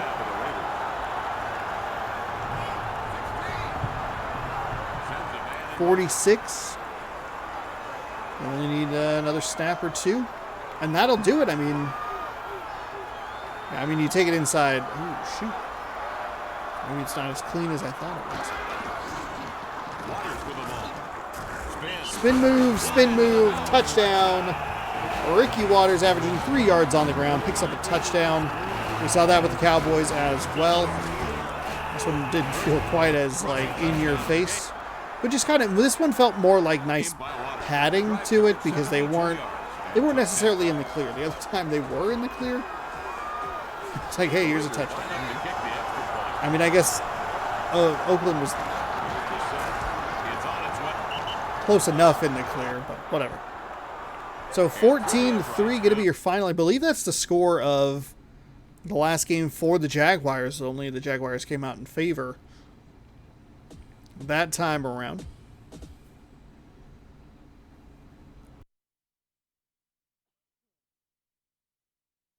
We'll give this a quick save, and then we'll give it a quick restart before the Super Bowl.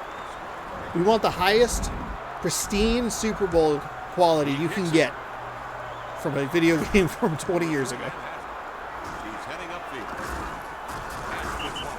And taken down near the 21. Past the 20 to the 21, maybe the 22-yard line.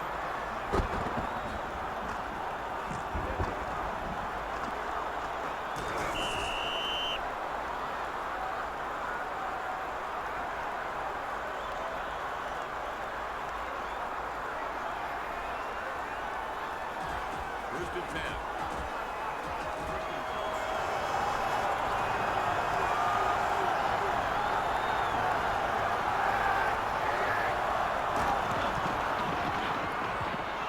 Trent Green nearly fired the ultimate nail in the coffin, an interception. Oh yeah, he probably should have caught the ball. That time of possession was heavily in favor of the Jaguars, and that last very long drive really evened it up for the Raiders.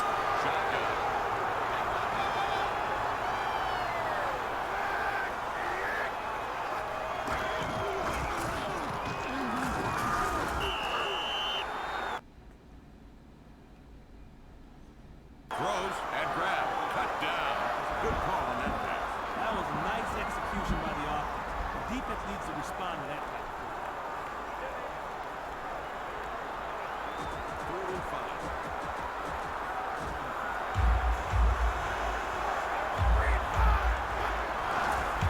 Give a spike. They're going to spike the ball on what looked like a 3rd and 4. So it'll be 4th and 5. I guess it was 3rd and 5. Whatever. It's 4th down. They're going for it. Well, they're going to convert, but that'll do it. Too little, too late. The Jaguars come all the way to Oakland, and they fall in the AFC Title Game. So here we go. Super Bowl is set following a 14-3 win by the Raiders, and that'll do it here. Final score in this one is the Raiders 14. Oakland the Jaguars taking on Dallas in mere moments. Fuller gets today's Wilson game ball. That's weird. Curtis Fuller just had one interception. That's it. Highlight reel. Pepsi highlight reel. Oh, not a highlight for Trent Green as he got blasted in the backfield. That's a nice little run there. It's a Trent Green show, apparently. Ooh, he threw back across his body. Was that an interception? It sure was. I believe that was Fuller's interception. Double spin move touchdown for Ricky Waters. And Brunel with a beautiful throw down the seam. Thanks for playing NFL Fever. 10:09, everybody. See you 108, next time. 9:42, 146. Not really a dominating victory, but a victory all the same. Super Bowl is set. Let's turn this console off. We'll turn it back on. Oop, I don't want to pull that cord too much.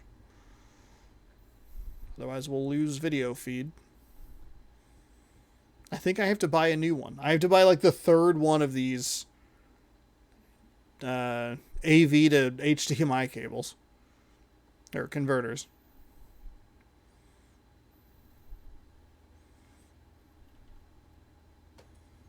It might have actually broken.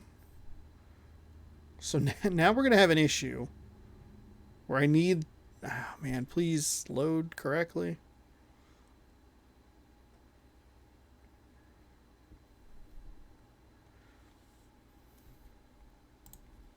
Problem is we might get stuck in a spot where we're going to need to like sim and just kind of get the Raiders into the Super Bowl. I mean, we know who is going. Fudge.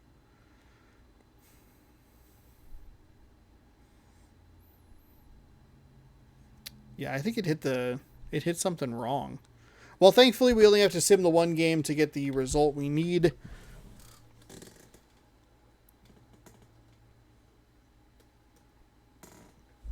And mercifully, it broke after the result was final. I guess. I don't know. I didn't move it like much or... I don't know. Now I'm wondering if we're actually just going to have a problem with this. Okay. Not always 100% sure how long that takes, because I usually just turn it off, or turn it on and I walk away and do something else, so.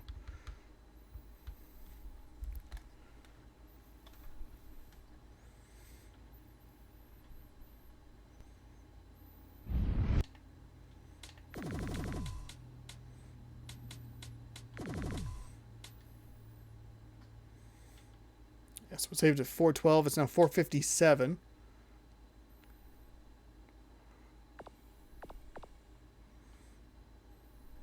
Oh my gosh.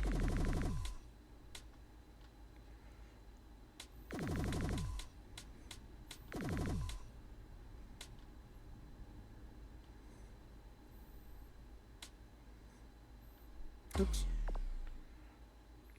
Oh no. Oh no.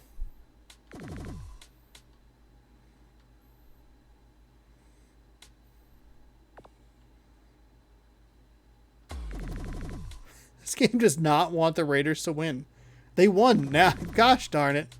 Oh, this is so annoying.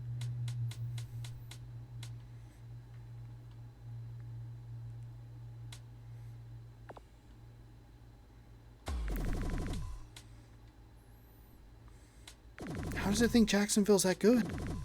They were awful. Always, I'm making sure to double check the time. As long as it's 4:12. This is so frustrating. Here's your Pro Bowl, by the way.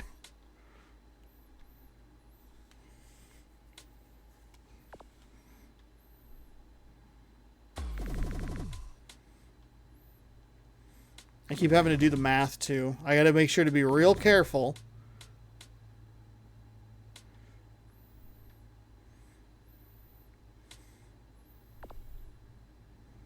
Okay, there we go. That wasn't the score we had, but that's all right. Hopefully there were no catastrophic injuries or anything. Cowboys, Raiders. I think that was like the 5th or 6th time that I had needed to do that. Cowboys, Raiders. They are your Super Bowl participants. Let's get it started.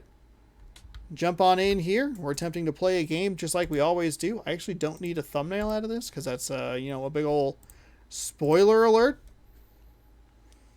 Just need to figure out which Super Bowl this is and... Welcome to Qualcomm Stadium, everybody. Super Bowl 37. 78 degrees. Kevin Calabro at the stadium. And we are here for And it is indeed the in Super Bowl. The Raiders San Diego, California. Not really getting much of a different intro. That's okay. Madden, turns out, has a lot of the same problems that this game had 20 years ago. So there's no hurry-up offense. The Super Bowl celebration's been super stagnant.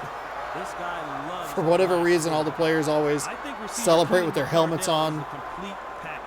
He's as good as any wide receiver in the NFL. McCardell getting highlighted again. Still only 3 touchdowns. Thanks for that, Ron. It's time to toss the coin. Let's go to midfield. So here we go. Captain, what's your choice?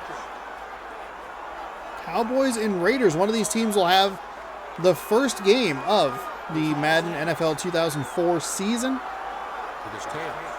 And we'll be back in NFL Fever toward the end of the year for episodes number 81 through 100. Next group will be 61 through 80 in Madden. And then once we get to Madden 05, oh, they have a nice little graphic change up there. Once we get to Madden 05, that's it. None of the 2Ks, nothing else works. So. Hope you're ready for a lot of Madden. I'll probably try it on some of the HD consoles, but once it gets to the Xbox One, I think as far as I'm going to probably be able to go is like... Initially I was like, oh, probably Madden 12 on the PS2. That game's like kind of expensive to buy. So what we did...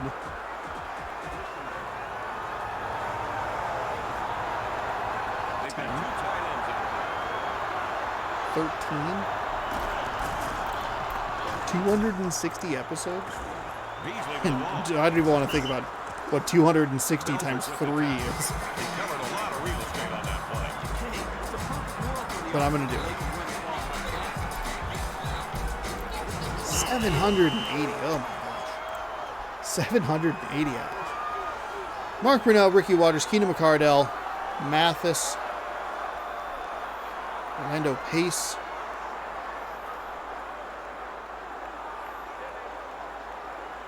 First down. After the big run on first down, it is 1st and 10 yet again. On this field, the Oakland Raiders got absolutely demolished by, that's right, the Tampa Bay Buccaneers, who had 5 interceptions. I think 3 of them were returned for touchdowns. At least I think that was the Super Bowl. I always get confused. You're right on kind of like fringe knowledge, where like you kind of remember it, but like not really. How much were you paying attention? Were you watching it? Were you too busy thinking about double-decker buses? Who knows? Junior Seau on that Cowboys starting defense. Second down.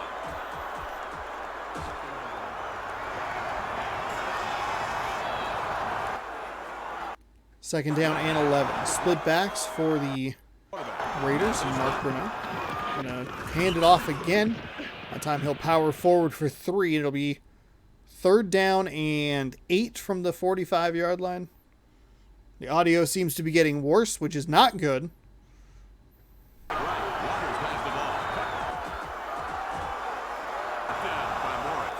That was a weird phrase. With how wonky it's been, I might should probably try and save at the quarter change. Brunell's going to roll to his left. He has all kinds of room if he wants it, but he's not going to. He's going to find a receiver. Beautifully thrown ball. Just enough air under it to let the receiver run under and grab it, and that is a conversion for a first down through the air. It could have been with his legs, though. He had all kinds of room to work with, it seemed. Interestingly enough, you have the AFC and NFC logos on the field, but they're with the wrong team end zone, which is weird. Like on this side, you'll see the NFC logo, but but it's the Raiders touchdown or end zone design.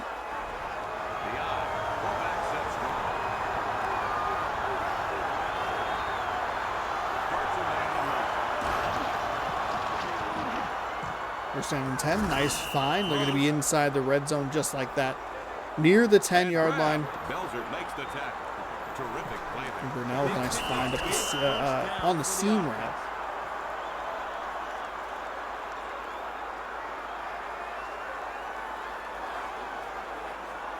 First down. Ball at the 11.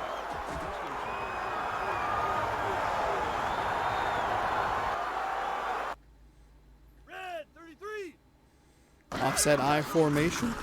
Oh, tackled in the backfield. That is a great sack. Terrific timing by that defensive lineman to get in the backfield and sack Mark Brunell. Not sure if that was going to be a play action pass or if that was just going to be a regular running play. Doesn't matter because 95 was there instantly. Defense shut that down with extreme prejudice, Kevin. 2nd and 15.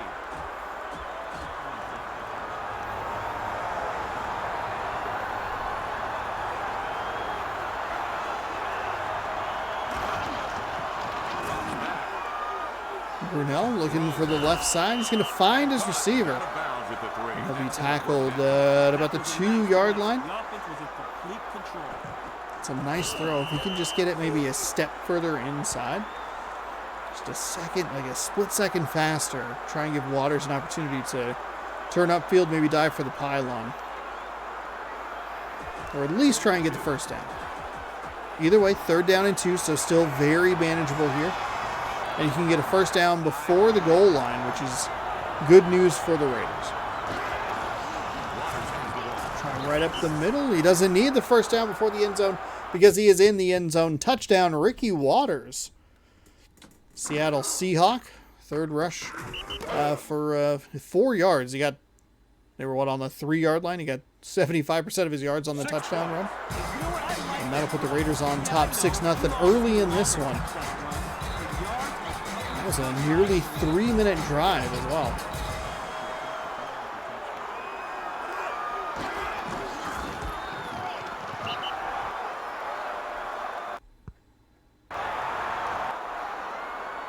That kick is good.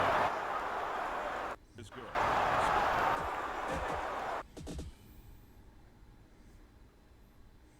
No, it's getting so bad. It's okay. You just have to survive another game and 3 quarters.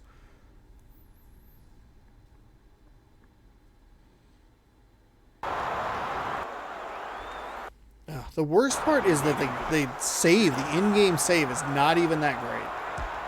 There goes the ball. He got all of it. Anthony gets the ball from the end zone. Crosses the 20. Taken down. Not past the 20-yard line.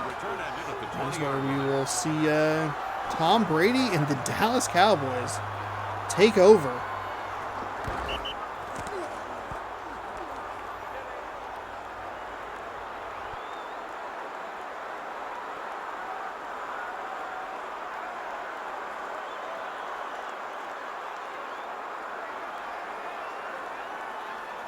First down.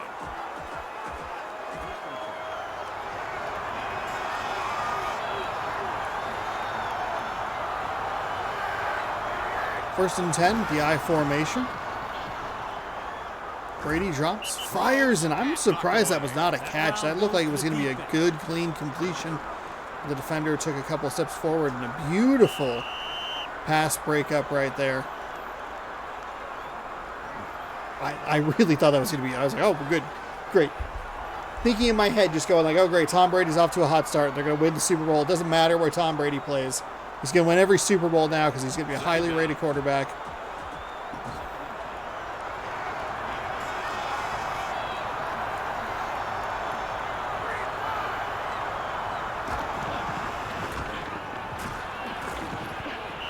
Oh, another nice pass breakup on the back end by the Oakland Raiders.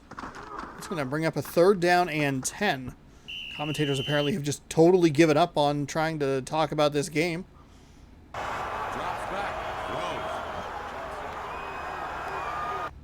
And I know that it's not the console because I had already goofed up one disc, bought another disc that was clean, and it worked better. And then when I moved it again, because I recorded a different video, what's it called? The Japan crate. I moved it again, and that's when the problems started happening. So I need to make sure I'm ejecting discs from the Xbox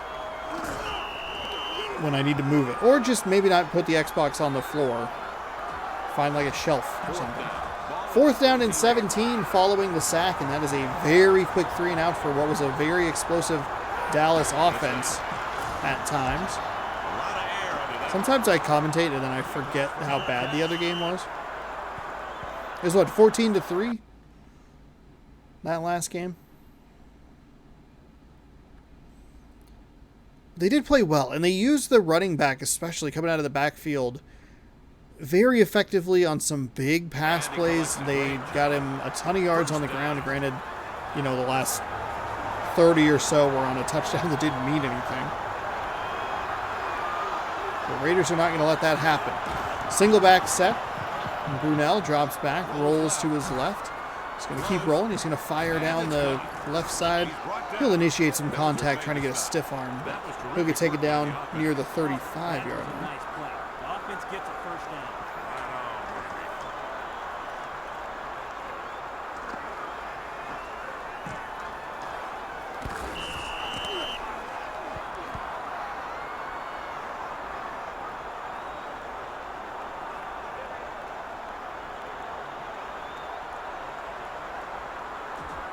First down. Three receivers. Slot formation. Warwick in motion.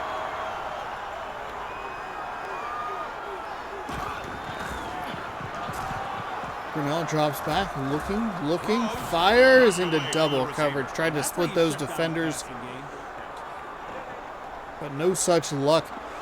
And Cowboys pressure was starting to get there. 98 was getting into his face. A nice block by Waters to make sure that the play was not a sack.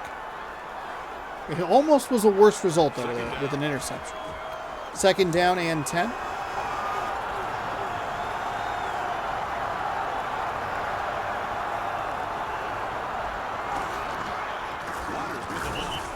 Tried to go off that right side. Looked like he had a little bit of a crease, but the defender did a nice job of disengaging from the block and making the tackle.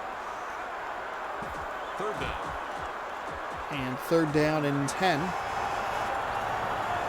for the Raiders. From the 35, back in Cowboys territory. Brunell drops back, rolls to his right. Looking, chased, gonna run, nothing doing. He's gonna be sacked for a big loss of about 10 yards. Just a disastrous play right there. Brunell held on to the ball way too long. Nobody really tried to get open. You can see he was trying to throw the ball away at the last second. This actually, weirdly enough, might be a positive sack. Because, boy, do we know the punting is bad.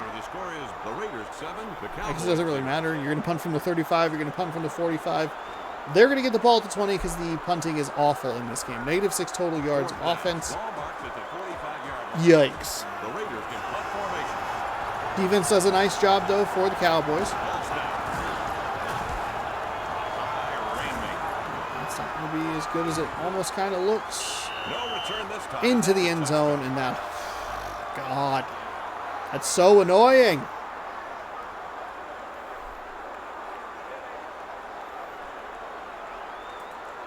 First down. There are two running backs behind the quarterback.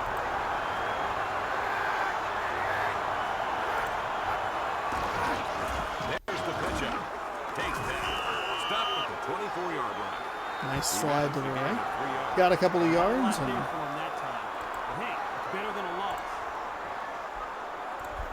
Second and 6. up a second down and 6.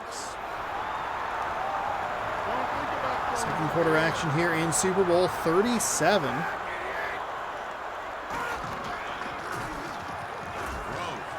That was almost intercepted. A terrific defensive play there to get in front of the receiver and get hands on the ball there.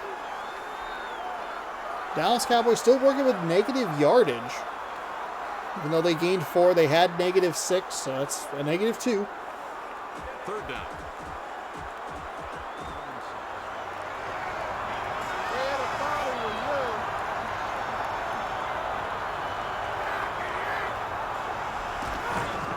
Third down and 6. Tom Brady with a clean pocket, looks and fires, but it's off the hands of a diving receiver who probably did not need to dive. And that'll be a punt for the Dallas Cowboys. Fourth down now. Dallas Cowboys in a couple of these simulation football scenarios that I've run over the last month here on the channel. Looks like a good one. He hauls it in. Here's the return. He's tackled. He did his offense some good on that return.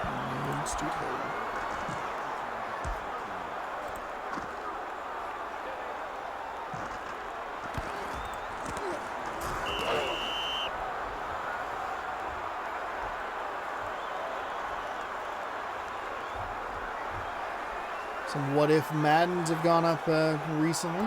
First down. That was fun. That was a fun series to do. In the eye. Fullback's draw. McCardle in motion. Throws. Brunel. The pass is caught and taken down near the 48. Smith is credited with the tackle. Good call on that pass. Cowboys really losing the field position battle here.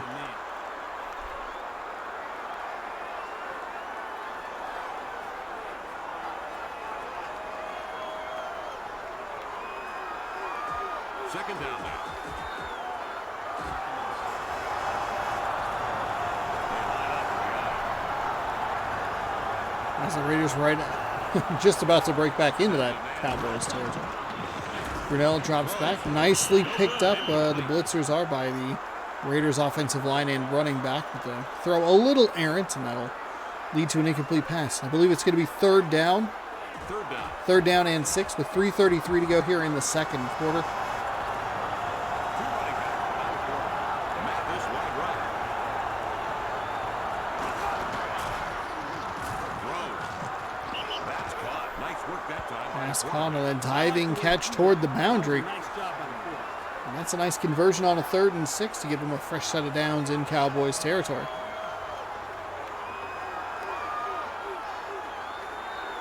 First down. Ball marked at the 44. A long running back behind the quarterback.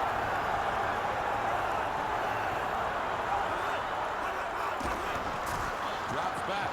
Brunel drops back, looking, firing, finds a receiver who has to step on a defender who will make that shoestring tackle. Just like That animation that we've called out so many times throughout the season. Play away. So back in the pocket, scanned and delivered. Second time we've seen Bledsoe just lay it perfectly in front of the receiver. Enough air under it to give him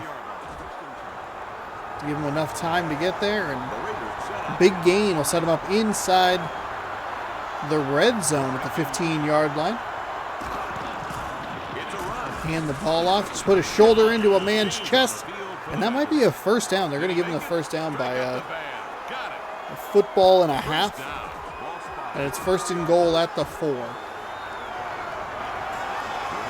shotgun. McCardle behind line.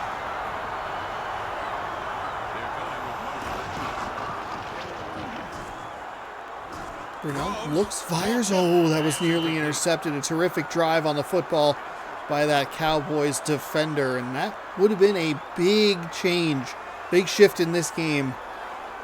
Looking to go up 2 scores, 10-0, 14-0, but instead walking away empty-handed. A little surprised to see the Raiders so air happy this close to the end zone. Ricky Waters has already been in once. Why not open the floodgates with another one? They're going to try a quarterback sneak Stopped at on a 2nd and goal from the 4, and he will get nowhere. Absolutely blown up at the point of attack. the game stops for the We have hit the 2-minute 2-minute warning. Exactly 2 minutes 3rd and left. goal coming up for the Oakland Raiders.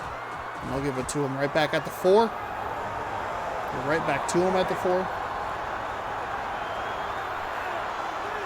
Offset I formation. It's a handoff. Hand the ball off to Waters. He made one too many juke moves. If he makes the first one, he's cleared himself for a nice angle into the end zone, but hit L one too many times. And the Raiders are going to have to settle for a field goal. Cowboys defense comes up big.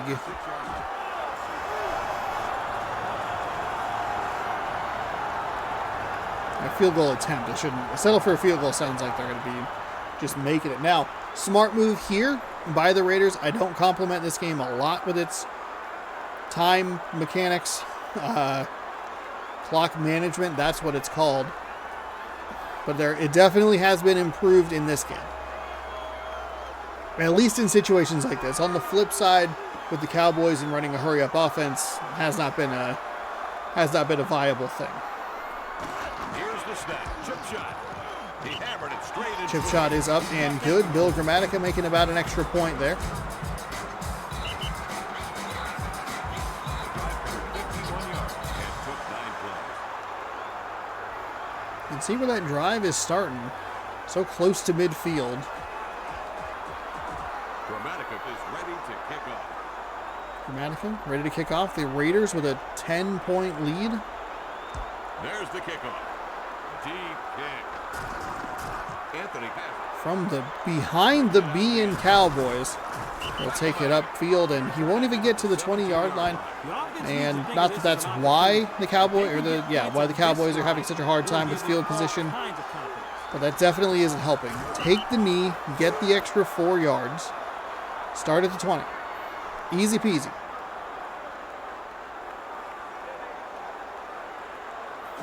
Looked like there was a red flag there. Maybe that was a kicking D. Not sure. The Raiders have 4 down linemen in the game. First down and 10 from the 18-yard line. Single back set. Tom Brady's going to drop back. He's going to fire a beautiful rainbow pass to a receiver who's going to pull away from the defense. There's one guy that might be able to get him, but he's not going to have enough room. Big play, touchdown for Brandon Stokely. 1 reception, 82 yards. And just when you thought the Raiders would maybe start pulling away, Tom Brady with a beautiful pass like we've seen from Mark Brunell. Just enough air under it, right into the waiting arms of the receiver, and gone. Makes sense that he would pull away from, looked like he was covered by a linebacker, which is not what you want to see at all. Jazz up the offense. When the offense gets an easy one, it reduces the pressure they feel. Looks like they kicked the point after. The ball snaps. The kick's away. It's good. Kick is up, and the kick is good. So just like that, 10-7. Maybe the Raiders would start pulling away with this one. Wow. What a response. I mean, basically any team gets the ball with that amount of time, and the way this game works, it's like, okay, well, we're going to half. From the R up to the 10. Will not quite get to the 20 either. We'll see what the Raiders, Mark Brunell and the Raiders have in store for us this time around. I do believe the Raiders started with the ball, so that was a really good, opportune time for them to get points. Maybe try and silence the Raiders' offense here. Go into halftime, come back out, bam.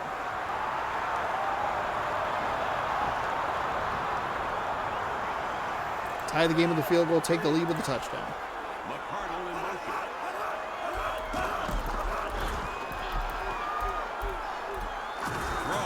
Super Bowl 37 was between Oakland and Tampa Bay, and it was a rout, 48-21.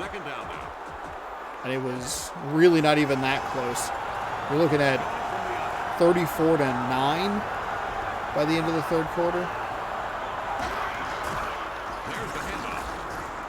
Run it with Waters. That's a good move to get up toward the 30. A short gain, but enough to move the chain. Oh, that's a big first down. The offense got just what it needed. I hear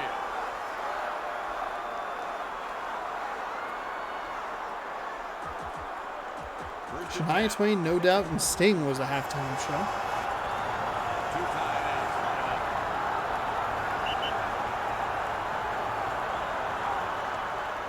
And that'll do it for quarter number 2. The Raiders don't do anything to try and respond to the quick one-play drive.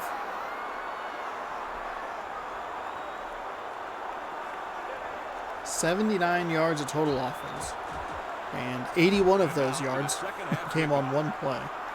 It's like the Buccaneers sacked Rich Gannon 5 times, scored 34 consecutive points to build a 34-3 lead. So it was even worse than I said it was.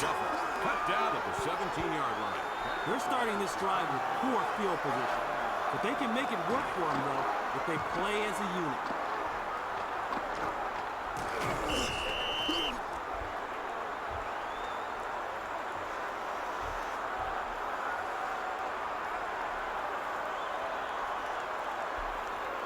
First down.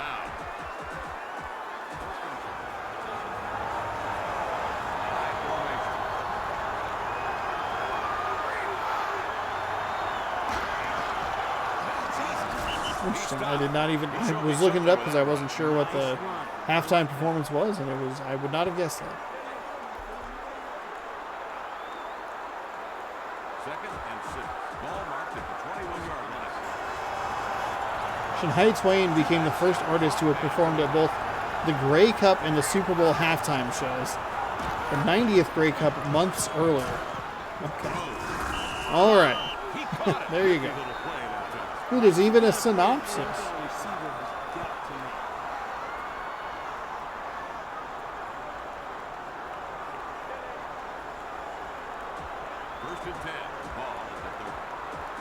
Oh, the set list. Man, I feel like a woman. Up. Just a girl. Message in a box. Reception. Critical. Okay. Critics praise No Doubt and Sting, but we're not happy with Twain. Defense just didn't give a ball carrier any love. Career-freezing bomb for Shania Twain. Wow. Second down. The show has retrospectively been ranked low among Super Bowl halftime performances by a number of outlets. Other outlets have ranked it as the middle of their list. Oh boy. E in 2020, E ranked it among the best. Considering the block or lack of it. Exactly.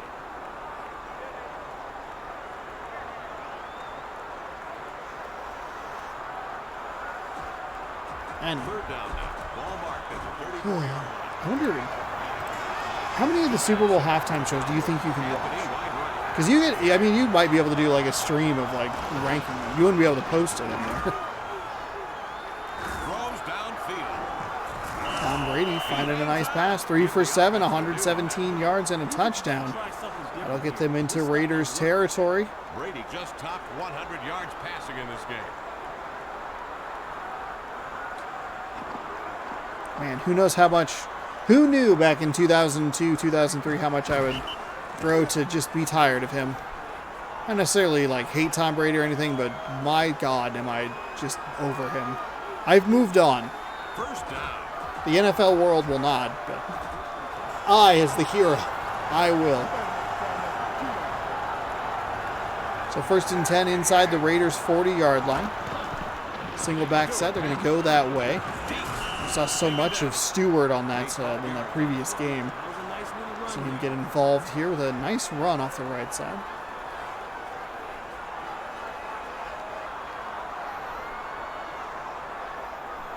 Second down.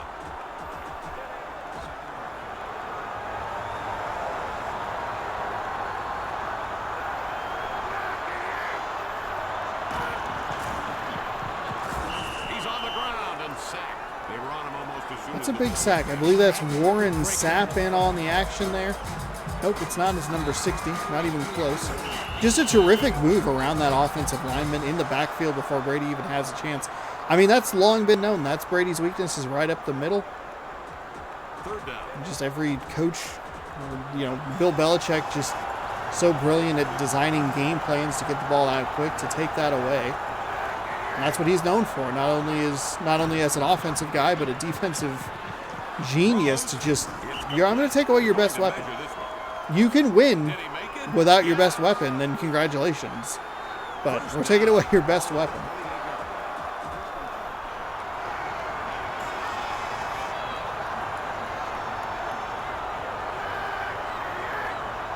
This is a long drive by this Cowboys team, unless I missed a couple of punts. He's still on his feet. Tried to shake off a defender, but no such luck.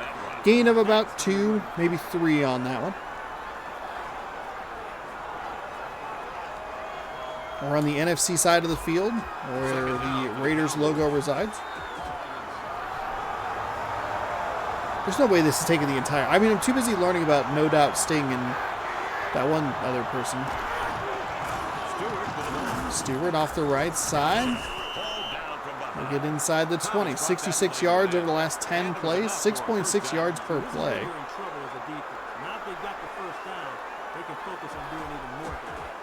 First down for the Cowboys. Ball at the 16-yard line.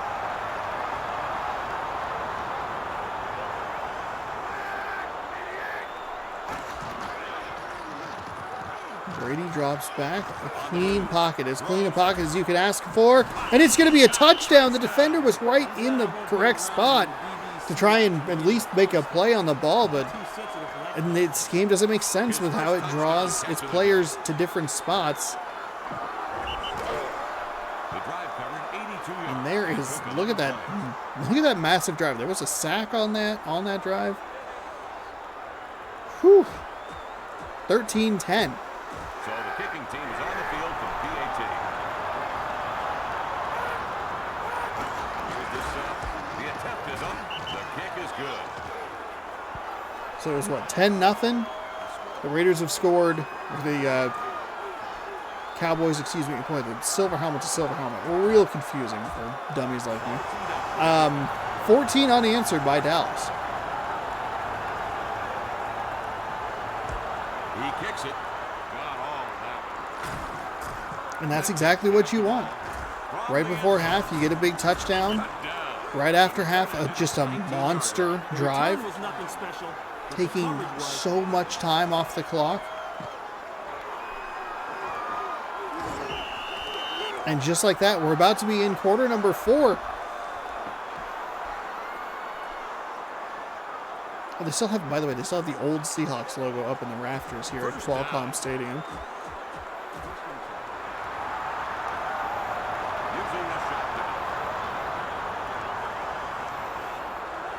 And they're probably still on the AFC side of things, even though they're technically in the NFC West now.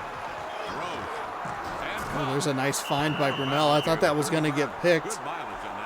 But just a little too far for the defender and a perfect spot for the receiver to make a grab. Might help that is defensed by a linebacker rather than a safety or a corner. At the end of the third quarter, the score is We're through 3 here. Cowboys lead by 4. Raiders looking to respond. 14-0 run for Dallas. 6:20 time of possession. And somehow the Raiders have 8 minutes and 39 of possession time. They did dominate that first quarter. And even the one-play drive obviously is 10 or 15 seconds off the clock. So maybe shouldn't be as surprising. That should have been an interception. Another terrific defensive positioning right in front of the receiver to bat that ball away. Can the Raiders get back into a rhythm? Start to dink and dunk their way down the field?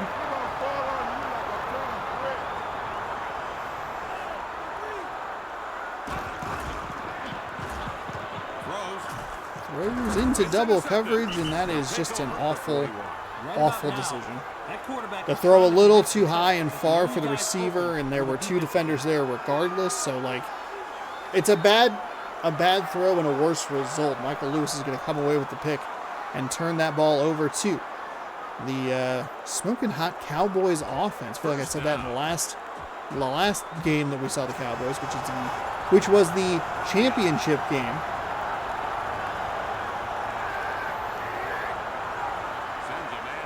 Cowboys need the drive that they had to close out the previous one. Number 48 gets it. Or that was the Raiders, I guess. Closed out with a really nice drive. Doesn't seem like they have a clear idea of what they want to do in this situation. The whole goes by in such a blow.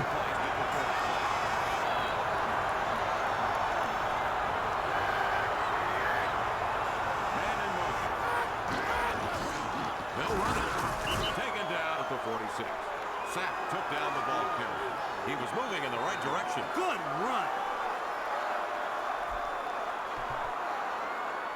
3rd and 6. They're going with a single running back.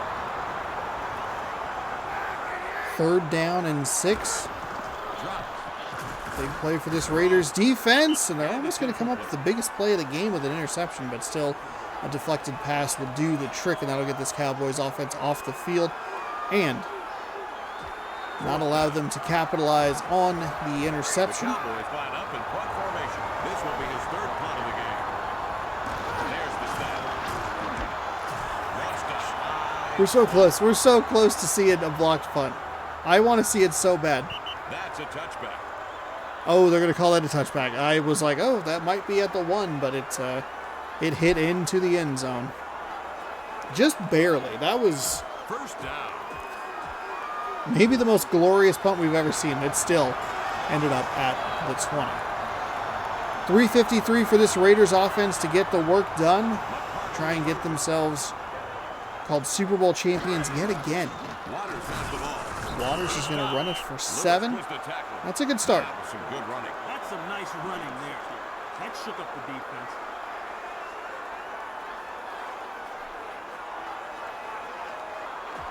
Second down now. Ball at the 26-yard line. They line up and got it. Back to throw. Throws. There's a nice find toward the sideline. Dances along. Gets up past the 40 and a fresh set of downs for the Raiders. All three of these games have come down to a team, I mean, not come down to the wire necessarily. It feels like in both games we've seen teams in control with one offense just kind of sputtering and unable to do anything. But as we've gotten into these fourth quarters, and at this point in the fourth quarter, each team has had a shot. Atlanta just needed one drive. Jacksonville just one drive. And now the Raiders find themselves with that. And as soon as I say it or try to say it, it's an interception by Derek Rodgers. You're throwing it right over the middle into the clutter and clusters of people. And that's it. That's a pick. I was just going to say, all they need is one drive to get down the field. And then they throw an interception immediately. Defense was good last time. But fourth quarter, 2 picks for sure. But at this stage in the game, those are a little extra trouble for the Raiders. But a nice defensive play there, coming off the edge. You're almost guaranteed to get the ball at the 20-yard line because of how bad this game is at punting, so you'll have however much time and 80 yards. Second down for the Cowboys. Split back.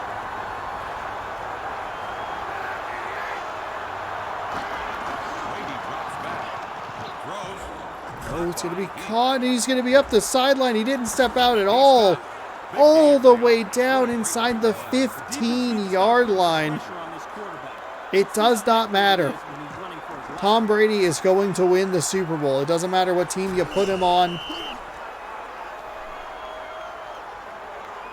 First down for the Cowboys. Ball marked at the 12-yard line. I honestly expect, as we continue through these games, I really do expect to see Tom Brady consistently in the playoffs, regardless of what team he's in. It's pitched to a running back. Pitch to the left side. Taken down. They keep saying to the right, and I'm like, that's clearly the left. Stewart worked that for a nice All pickup. right, Raiders have to hold to a field goal here. Stewart hasn't been as much of a problem for this Raiders defense, but it's still being effective. 2-minute warning. 2 minutes left in the game. 2 minutes to go in this one. Second down and 6 from the 8. Single back formation.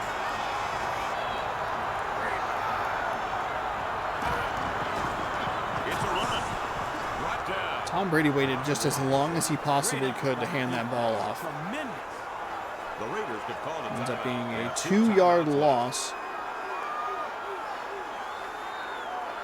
Third down now. Ball at the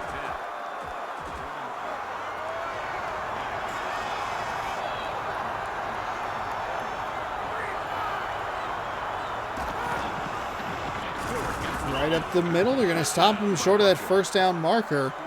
We'll see another timeout here by Oakland.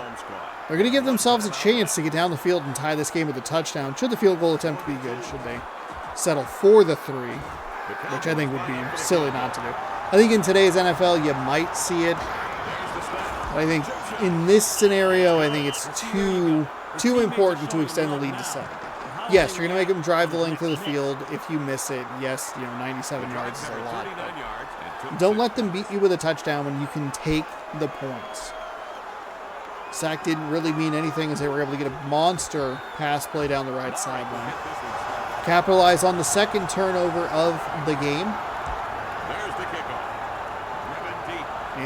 with a minute 45-ish. Cowboys lead by 7. It's going to be near the past 25, I should say. So not a bad return at all. About a 30-yard return because it was a couple yards deep into the end zone.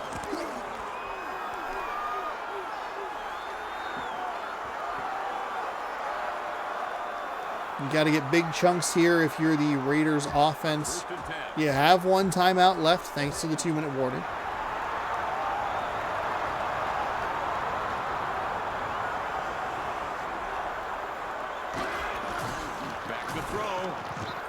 Not that. That is not a chunk play at all.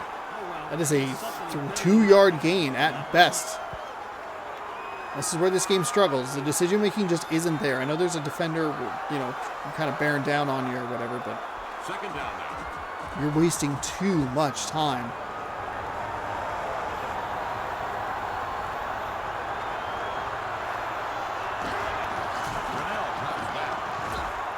There we go. No, that's another terrible play.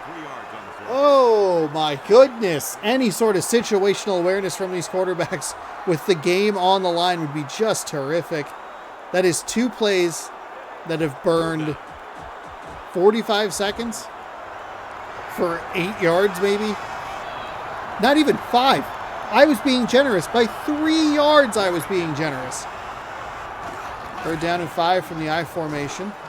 There's the big play. He's wide open. He got caught up with the defender, but he's going to go. Oh, my goodness. It's a touchdown, Raiders. Peter Warwick with his 3rd reception of the game is going to almost have an opportunity to tie it with an extra point. Don't get ahead of yourself.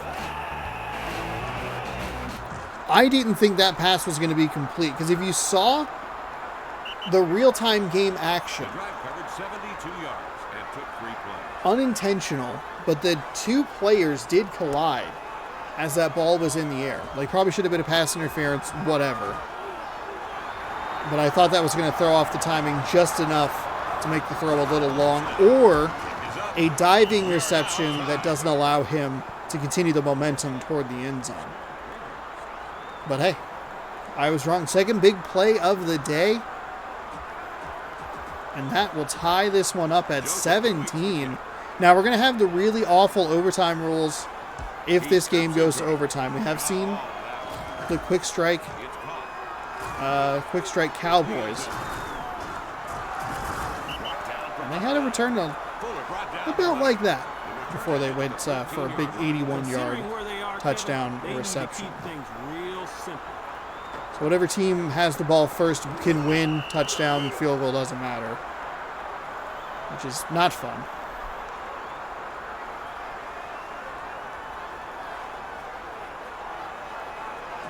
First and 10.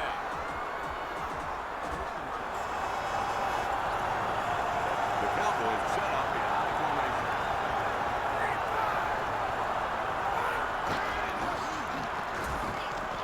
Throws. Tom Brady. Oh my goodness. I thought that was going to be an interception.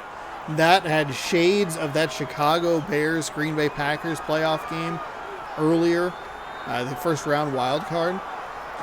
Second down. Cowboys almost gave that one away. Holy moly. You have one timeout if you're the Raiders with about 30 seconds to go, 27 seconds. A couple plays and you can kick a field goal to win it in regulation. Makes a quick exit. Rushes up. Uh-oh. Oh, it's off the hands, incomplete. Oh my goodness. This game got so exciting. Brady is making some terrible throws here. 3rd down. The second one was worse than the first. The Cowboys on a single back set. Starts in the Brady drops back, rolls. He's going to get sacked. Does Oakland take a timeout here? Does Oakland take a timeout? Timeout? No, we're going to get the celebration, the grave digging celebration. Anyone want to take a timeout? Anyone have any idea how time works in this video game? Oh my God. Madden will burn a couple seconds here or there with its timeout usage, but Boy, oh boy, does this game just not... We're tied. Clocks just don't exist. For overtime. All right, we're going to overtime. Tied 17-17. Raiders led 10-0. Cowboys ripped off 17 unanswered, and the Raiders tied with less than a minute to go. Really bad final drive by the Cowboys. Almost gave the Raiders an opportunity to get back into it. They didn't take that timeout that I think they had. There's a distinct possibility they did not have that timeout that I'm trying to call for. Either way, they almost had it. Almost had an opportunity to try and win this in regulation. Standard 2003 overtime rules apply, which is to say, field goal wins it. It's a pretty nice run back past the 20, but short of the 25, so I'll call it the 22.5-yard line.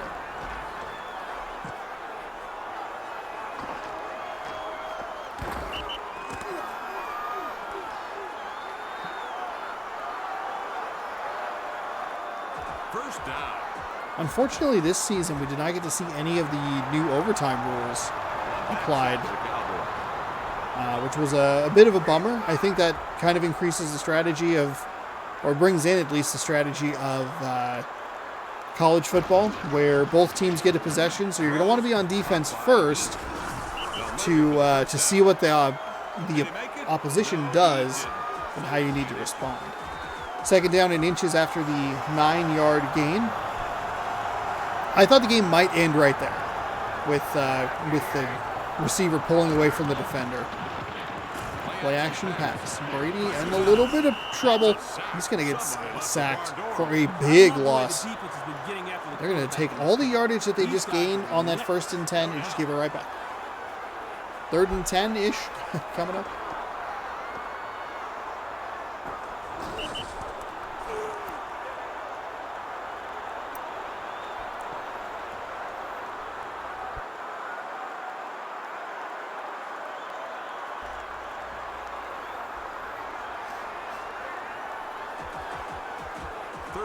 And it is indeed 3rd and 10 from the 24.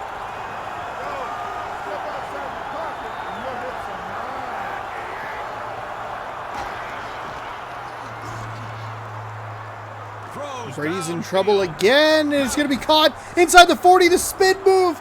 He's going to be inside the 10-5 and stopped at the 2. Brandon Stokely has been an absolute monster. Oh my goodness. Diving interception attempt. The spin move almost had the touchdown to win the Super Bowl, but stopped 2 yards short. And that'll at least give the Raiders an opportunity to get out of this mess. The field goal's going to do it anyway, so actually they're just going to take the field goal here. It doesn't matter what team he plays for. Tom Brady wins Super Bowls. That's your game. Dallas Cowboys Super Bowl champions. They will get the first game in Madden NFL 2004. We'll also see the Atlanta Falcons in there as well as the cover star. The cover star team gets to grace the first week of action. That's like the 2nd or 3rd time that we've seen a sack just not matter to the Dallas Cowboys in this game. The Oakland Raiders made it interesting there in the final minute, but the Cowboys are a little bit too much, and NFL overtime rules are absolutely heinous. 3 receptions, 165 yards. Brunell's 2 interceptions, I believe both of them in the 4th quarter, were so disastrous for the Raiders. All they needed was 1 drive. Cowboys capitalized to the tune of a field goal on 1 of them. And that made it 17-10 instead of that touchdown that the Raiders scored, winning the game, and then just tied it. Wow. So that'll do it. Dallas is your Super Bowl champion. We're not getting anything special here.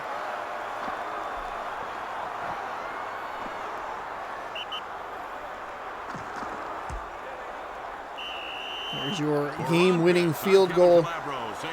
Very even. Time of possession, yardage. Granted, Dallas had a lot of them from just whatever that guy's name was. And that'll do it. Okay, let's watch the Pro Bowl. Let's have some fun here, huh? Switch to Pro Bowl. Super Bowl champions, the Cowboys. How about damn boys? AFC taking on the NFC. AFC's at home. This time I will actually grab a thumbnail. No.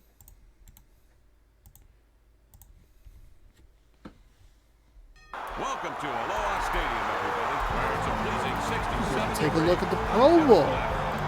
Has not always been the most The AFC will take on the NFC. entertaining game. I think last time we did the Pro Bowl, my mom called and I just like let it run in the background while I fielded a phone call. Who will we be watching tonight, Ron? Here's a guy the offensive line will be watching. They Zach know Thomas. he lines up every play. Not sure who he They played didn't for. put together a good plan. I do wish that the team helmets, That man right there, Randy Moss, is the most feared wide receiver in the NFL. He possesses a lethal individual combination team of helmets size, existed, not body the control, and long stride speed. Plus, he can straight out catch the ball. He can turn any pass.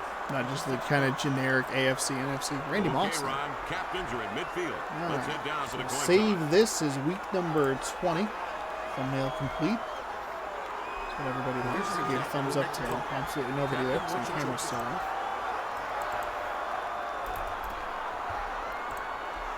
And we'll throw a little Super Bowl logo in there and call it good. It is held.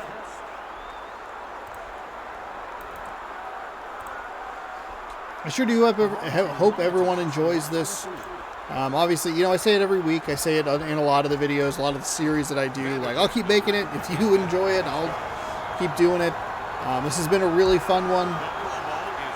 And I couldn't have really anticipated that I would be this deep into it. I would have anticipated some breaks here or there, but to do this with, you know, some minor, like, technical hiccups here and there for 60 straight weeks is pretty wild. So thanks again so much for watching. Again, thought my camera was on. I was like looking right at it. It was not on at all. Trying to be heartfelt and kind here, and it's just like an echoey voice. So let's see what the NFC and the AFC can do in the NFL All-Star Game. This actually happened today.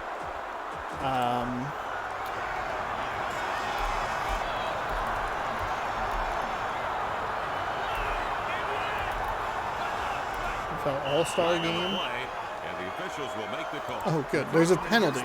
And offsides is the first thing that happened. Okay. First and 5. Pro Bowl games.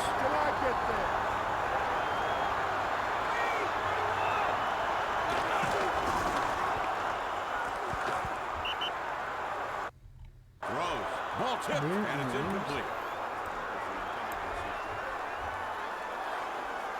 The Pro Bowl games look like he was... I don't even know.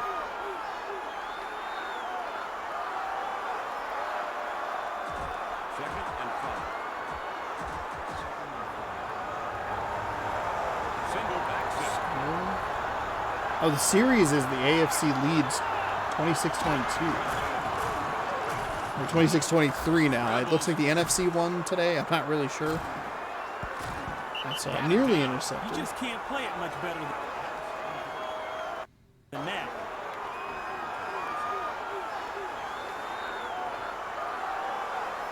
And the AFC had won 6 straight? 5 straight.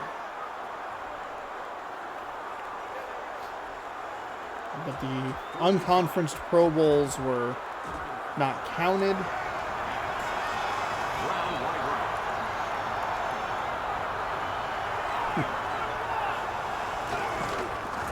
Camping World soon. Throws. Incomplete. Oh, in Orlando? Oh, okay. They've gone away from Hawaii. So it was Fourth and 5. at the end of 2012. The The NFC won 62-35. The NFC led 22-21. Since then, the AFC ripped off 5 straight wins, and then they led 26-22. The NFC won this year Great net yardage on that kick. to get within 3 games. And then there are 3 unconferenced games. But it's been a very competitive series throughout First and 10. pretty much the entirety of it. Going which is pretty exciting. All right. Our Pro Bowl game has 4:33 left in the first quarter. No one's really doing a whole lot of anything, except for that play right there. Looked pretty nice off the left side for a gain. Here's the all-star, the starting defense for the AFC. I don't think this game plays it quite the way that other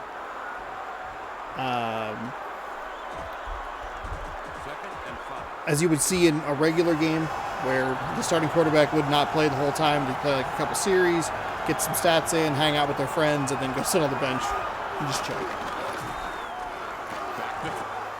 Oh, an interception by the AFC. Marlon Greenwood picking him off. Greenwood with the interception. That gives him the ball at the 27-yard line. Well, that's one of those where he should have just pulled it down and run with it.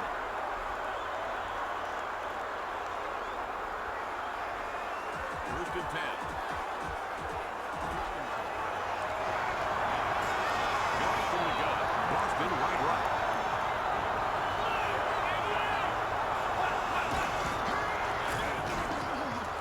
Looking end zone. Oh my gosh, that was into triple coverage. You want to talk about a terrible decision? There is one.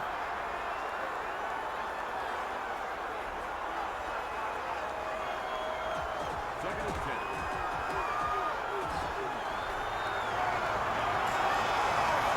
Two tight ends in there.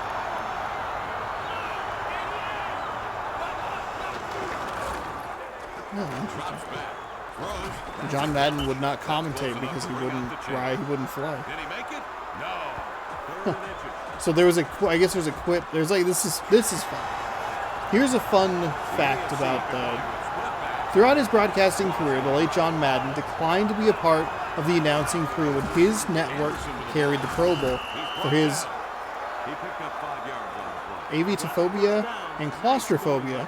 A joke referencing both is made in Madden NFL 97, a video game where before the beginning of the Pro Bowl in season mode, Madden would quip that he drove his Madden bus to Hawaii rather than flying, which is odd.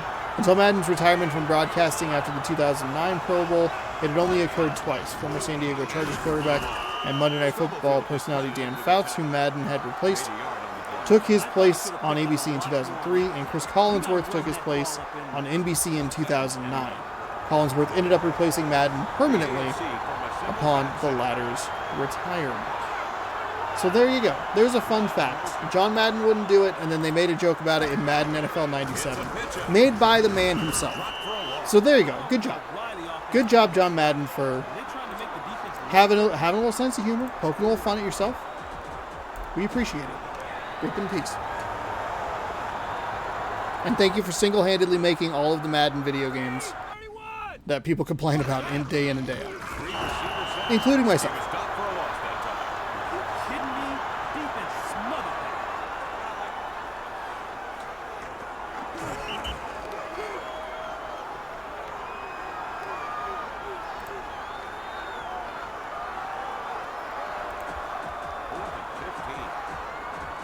Field goal unit on the field. The snap. Kicks up. Kick is up, and the kick is good. So a field goal from Bill Grammatica gets the AFC on the board, and it is 3-0. With a couple minutes left here in quarter number 1. AFC takes advantage of the turnover, short drive that's pretty ugly. 10 yards and took 7. As they lost a bunch of yards and then kicked a field goal. All right. Prevent is deep, waiting for the kick. There goes the ball. Deep kick. The return man has it. He'll bring About it halfway into the end zone. He'll sacrifice 5 yards on the return. So it'll be 1st and 10 for the NFC from the 15-yard line. They need to control the line of scrimmage.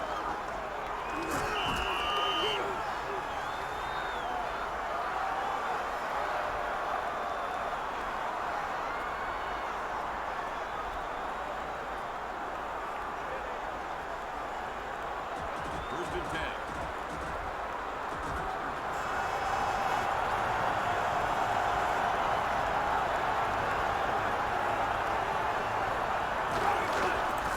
Foster has the ball. Pulled down. It didn't look like much, but his blockers will appreciate the effort. He just didn't quit trying. 2nd and 9. So 2nd down and 9 from the 16-yard line. NFC breaks the huddle, ready to tackle this down and distance. Drops back. Throws. There's a nice find out of the backfield, and he is making a man miss, making another man miss, and he is streaking down the sideline into AFC territory. We're down to the 46-yard line. Not sure who number 1 is. I missed all of the lineups.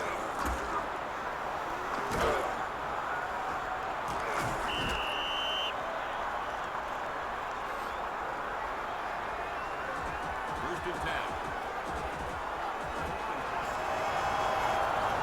They're going with a single running back.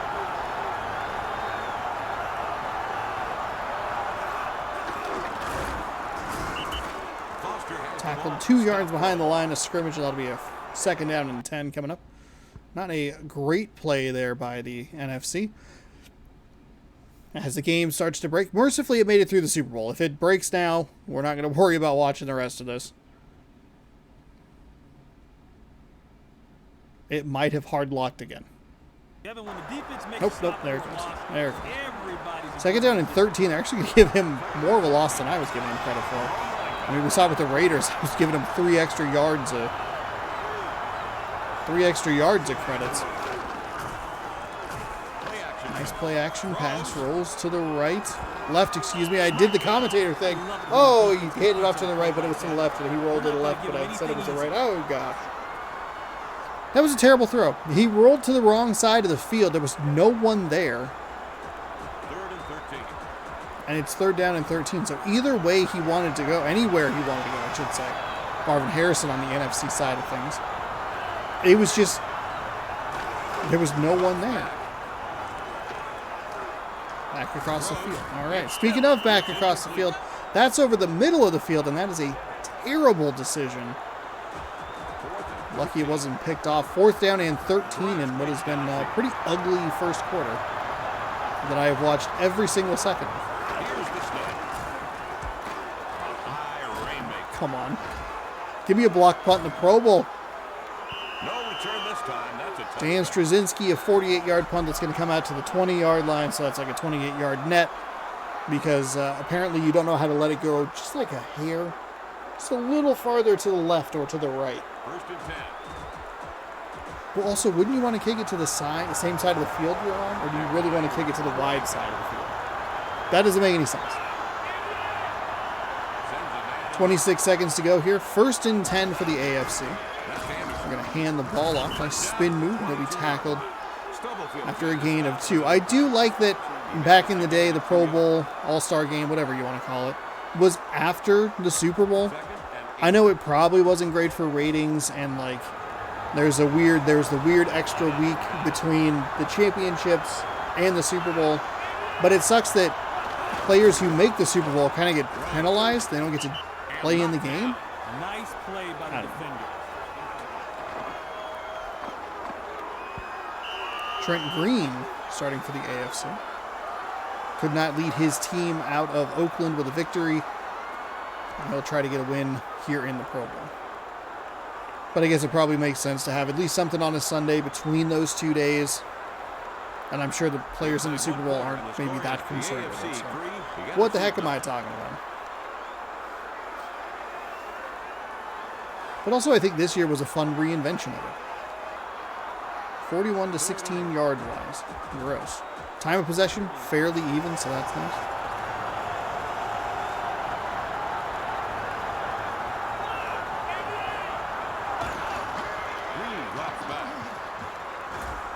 Green drops back, fires toward the sideline, and I don't think he... Oh, they're going to call that a catch. That's very interesting. I wasn't sure if he was inbounds, and it looked like when he hit the ground, the ball came out. I don't think that's a catch. They're going to give him a catch. That is not a catch, but whatever. Maybe they qualified that as a fumble? Because sometimes with those, it's a little wonky the way they call it. Anderson with the ball. Thomas with the tackle. A short gain.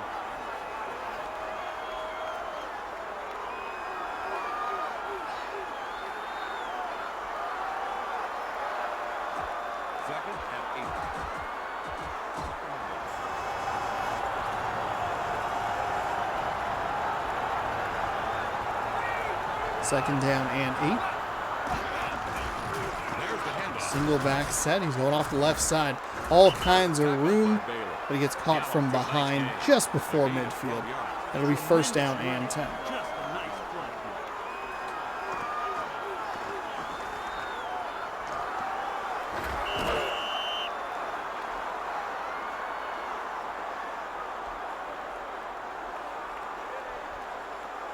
First and 10.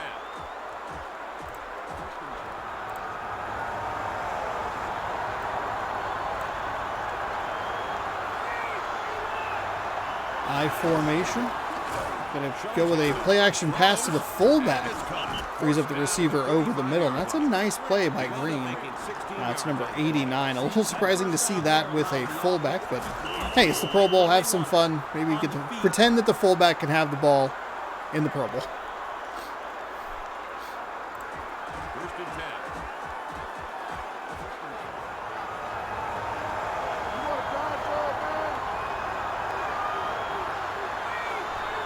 First and 10.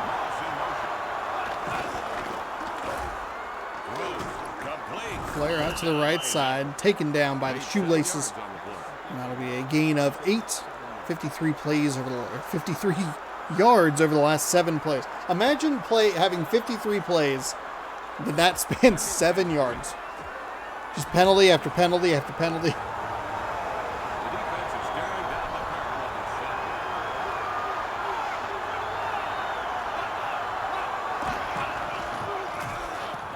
Nice job picking up that free rusher. Almost got the pressure there. That was a good job by the coverage unit. Trent Green had to stand back there a long time and go through a lot of progressions before throwing an incomplete pass. And by the time he got that ball off, it looked like the defensive line had finally disengaged from their blocks. We're going to put some pressure on him. But a nice job by number 32. Might be Ricky Waters back there. Picked up one of the extra blitzers. There's a nice run. Excellent run. They just shoved it right down the defense's throat.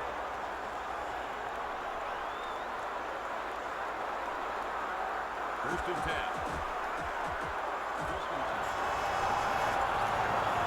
Two-back set. Boston wide left. Pitch to the left side. Again, still calling it the right, even though it's the left. He made good use of his blocking. Turns back towards the field. I do believe that is Ricky Waters. Did a great job with that blitzer, Darren Sharper. First and goal.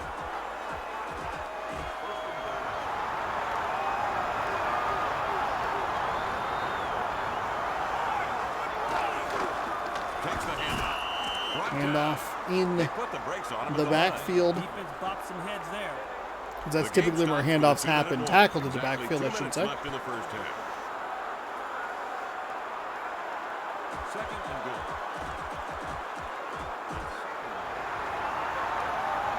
You're going with a 34 defense. Offset I formation. They're going to hand the ball off to Waters. He's going to try and find some room, but plugged up nicely by the NFC. And that'll go for no gain. Maybe they'll give him a yard, Third and goal. but it's 3rd and goal from the 8. Under 2 minutes to go here in the first half. An absolute firework fest of a 3-0 game. Green scans the field, rolls to his right, finds a wide open receiver for a touchdown. Troy Brown, second reception of the day, picks up 8 and the touchdown. Why do I have so many tabs?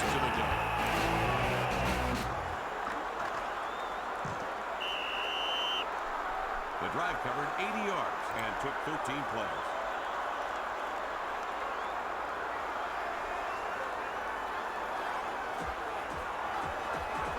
They'll line up to kick the point out. The ball snapped. It's on its way. And good.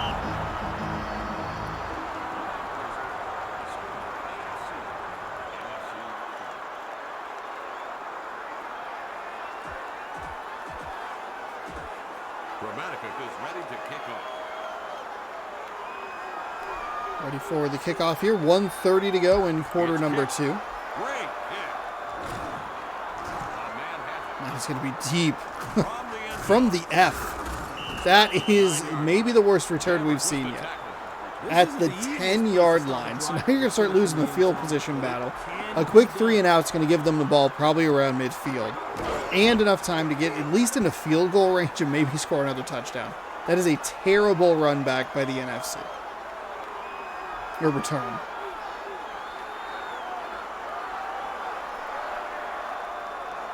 First and 10.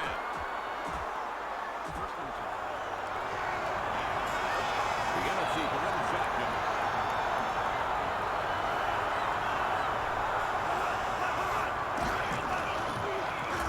The AFC is going to send some pressure. That is a smart thing to do after such a terrible return. Gotta give the quarterback enough Deep in time their to find own the receiver. territory. They sent 2 blitzers off the edge. Nobody picked them up.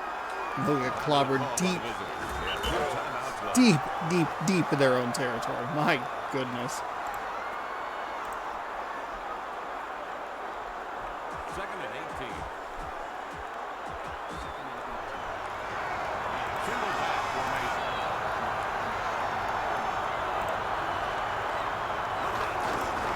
Foster passed the ball.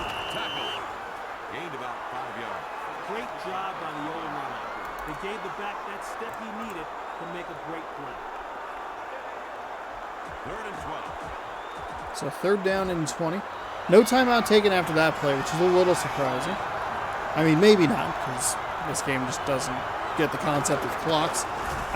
Kind of doubled down. No timeout taken. Oh, my goodness. Poised to score after the tournament. Now it's up to the offense to take Oh, advantage of the turn. everything about that was awful.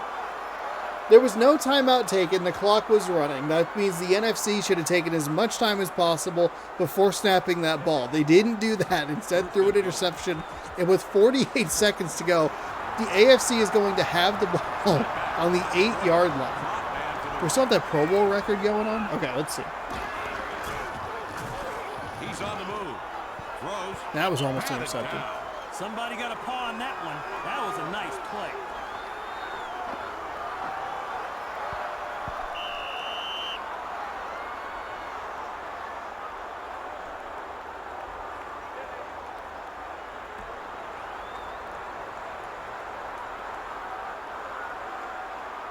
Second and goal. Where's the... So this would have been 2003. So 2003. Oh, no, 2002. The AFC won 45-20, and the AFC took.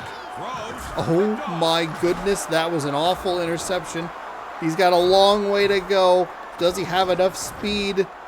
Yes, he does. 20, 10, 5, touchdown NFC. Junior Seau in his home stadium. Seau made the interception. Doing He the made worm. pick A and took it all the way. 95-yard interception return for a touchdown is going to put the NFC on the board. And again, like this was kind of like the Super Bowl where it's like it's 10-0. Another team, you know, the Raiders score. They're up by 10. You think like, oh good, this is gonna start to get out of hand. And then a big play by the team down by 10 cuts the lead to 3 right before halftime. Wow. So when the AFC won this game 45-20, the AFC took the lead in this series. Just said, the picks up, and it's good. The score AFC. NFC.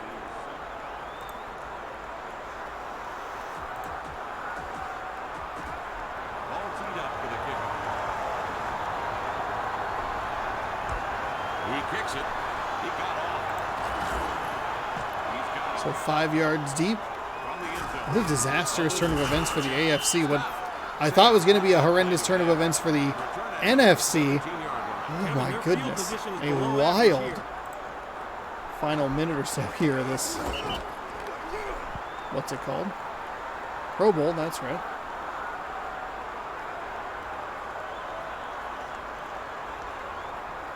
First and 10. Doo-doo-doo-doo-doo. The AFC have 5 receivers on the field.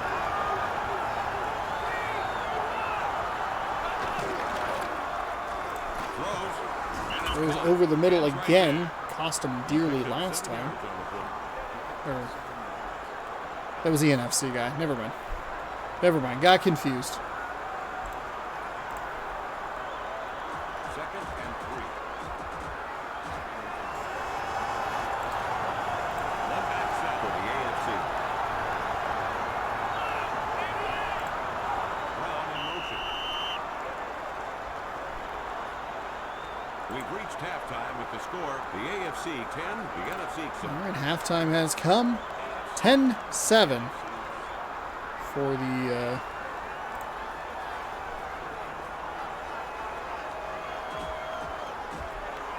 in favor of the AFC, I should say. And NFC is going to get the ball with an opportunity to tie or take the lead. There's the kickoff. Great kick. Trebet calls it in. Brings it out of the end zone. Pretty all right return. Well, not really, actually. Never mind. Just kidding. Sorry, that was an unintentional lie. Finish in the end zone, but it can be done.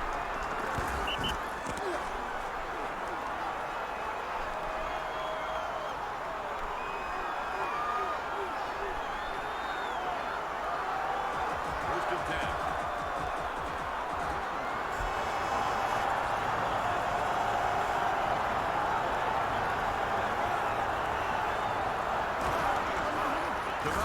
Right up the middle. It's going to fall forward for a gain of a couple, and it'll be second down and 8. I like the way the runner fought for a short gain.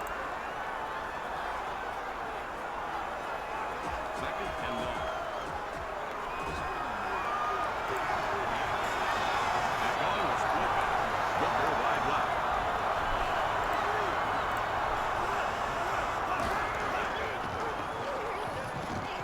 Drop back, roll to the left. Throws over the middle. It's a dangerous throw. It's a completed pass.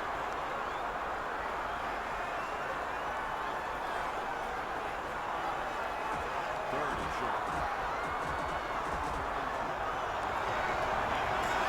From the out. Trebet in motion. Drops. Throws. Complete. There's a nice little throw again. 1 yard line. It's kind of those short dink and dunk throws. Money. Nice play.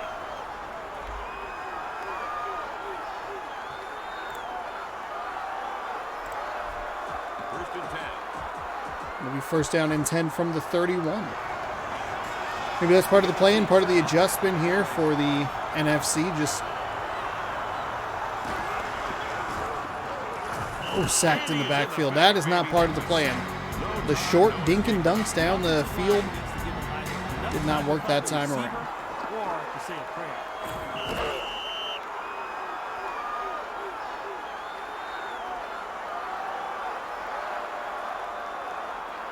Second and 17. Nickel pack.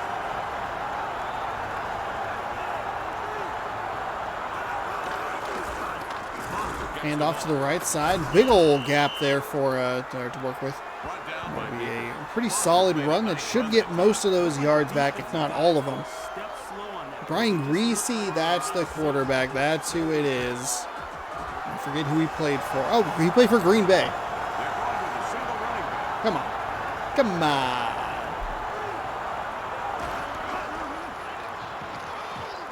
Throws. That was nearly intercepted. Oh my goodness, that was such a bad throw. What is happening with that animation over there? I think that's going to bring up fourth down. Fourth and 10.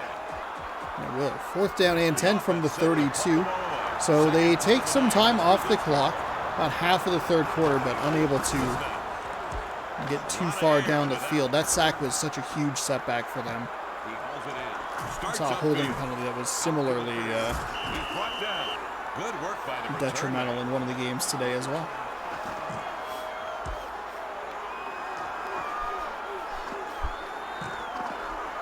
Boom.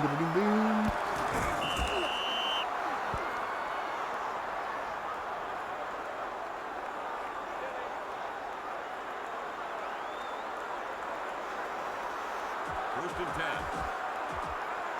From the out.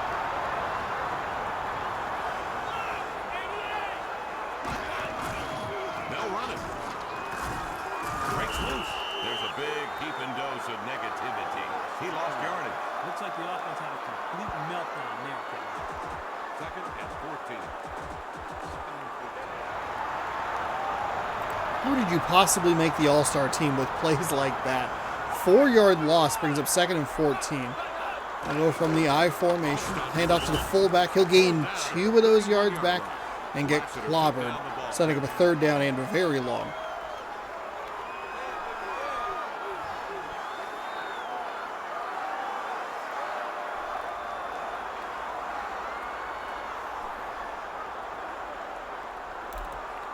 Third and 13.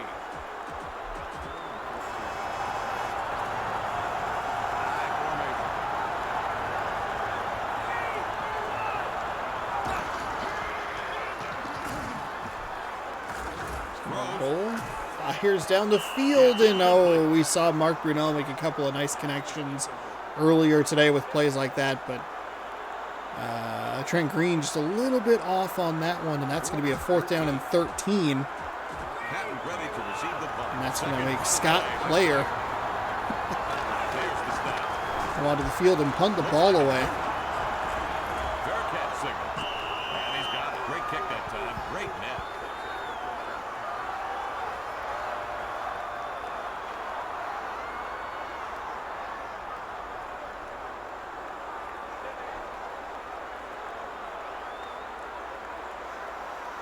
First and 10.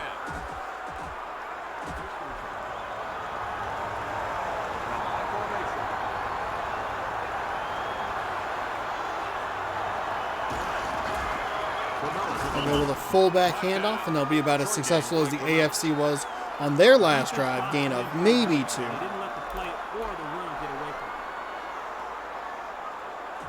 Second and 9. They're not even going to be that successful. They're going to give him a gain of 1. They're going with one running back.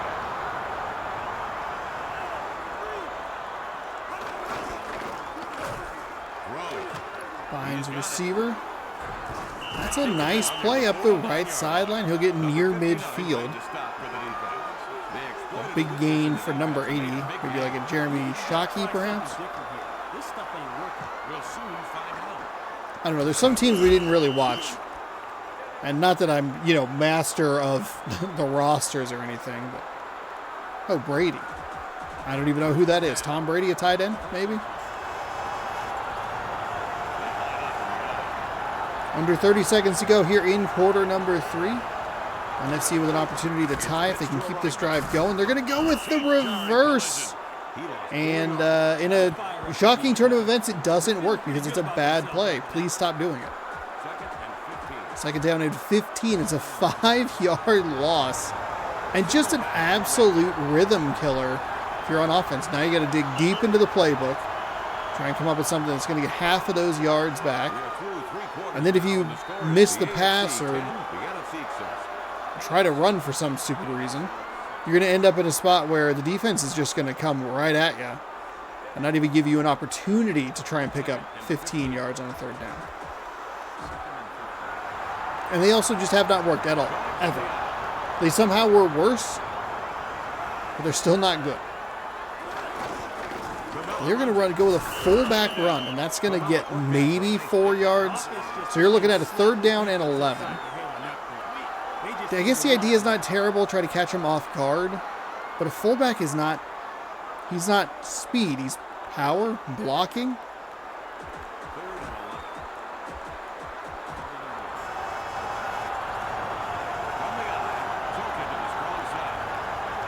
Offset I formation on a third down and 11.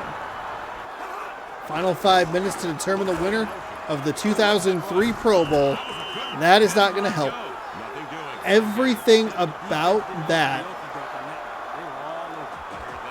about that sequence of plays is hideous, and I hate all of it. He's not even trying to angle it.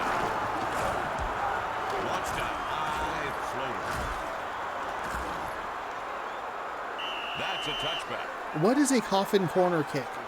Does this game understand? Do the developers understand? Are they working on a patch for this? First and 10.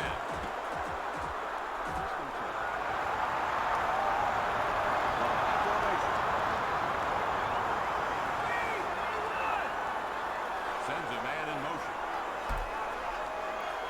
So 3:59, the AFC takes over. Holstein with the ball. It's a 10-7 game, and the NFC's points all coming from the 95-yard interception return for a touchdown right before half. I hear you. The offense has not been able to do anything, and poor play calling really ground that previous drive to a halt. So the defense is going to have to come up big again. Second down and 8. Drops back. Throws. Oh, wow, what a reception up near at the 35-yard line. That was a nice snag there. Actually, the defense wasn't in as good a position as I thought they were. That was actually a little bit better, but either way, it's still a good reception. First and 10 from the 35. AFC probably just looking to run the clock out on this one. Take their victory. Hang out in Hawaii for a couple of days and start the offseason. And that was a nice reception, but it's a fumble. The NFC is going to run it back, and it's going to be a touchdown. Oh, my goodness. The NFC is making this game interesting, and it's their defense doing all the work. We see plays like this throughout the season. I mean, that was actually not all that close. Never mind. Ignore previous comment started. We see a lot of the, kind of bang-bang plays, it seems. And it's not always clear which one's going to be a fumble. That was clearly going to be a fumble. No other AFC player even in the picture, really. So the extra point attempt. They are going to go for the extra 1 point here because there's no reason to go for 2. He steps into through the uprights. Good. And somehow that was almost more effective than a regular block. What? Oh, it's the University of Hawaii. Getting a shout out here. That's so weird. So they have to call... They have to, get in contact and, license that logo out for one game that's played in a season mode. And, probably most people would skip. It's time now for the offensive line to step up. Interesting. Take it to the defense. For this field I didn't position, really even they consider need to that. control the line of scrimmage. We were watching... I was Madden. They had to go in and they had to kind of recreate the architecture of a baseball stadium. But I guess MLB The Show would have to do that as well. I play in Seattle, 81 times a year or whatever. And they have to do the, what's it called? The Seahawks Stadium, which I'd never really thought about. Because that's what, kind of the, an interception! A fumble to an interception, Darren Sharper. He made a better move to the ball Wow. than the other guy. AFC is just falling apart here. Seems like that's kind of the idea, though, would be to have stadiums that are really close together. First and 10. Kansas City's are right across the street. Seattle's are right across the street. With the exception of Key Arena, which is by the Space Needle. Which, I guess in the long term kind of makes more sense. Looking for running room. They lost yardage on the play. Great effort by the defense. Tremendous. Timeout for the AFC. They have 2 timeouts left. Second and 14. But it did actually end up, I think it was the Mariners playoff game and the Seahawks football game ended up crossing over each other, and they're well, we got to delay a start time somewhere. It's going to be I thought that was going to be a completed pass for a touchdown. I gasped and everything. Brian Greasy just missing his receiver. Wide open, several steps ahead of the defender. That would have been an easy 6. So it'll be third down and 14 from the 50. Trying to cash in on another turnover. Keep in mind the NFC does not have any offensive points. 2 extra points from the special teams. He's going to get tackled forward. They're going to give him the first down. He got tackled forward, and that gave him the first down. AFC is going to burn a timeout, though, with 2:23 to go. Single back set. This would be wild. Wild if a team wins with no offensive points.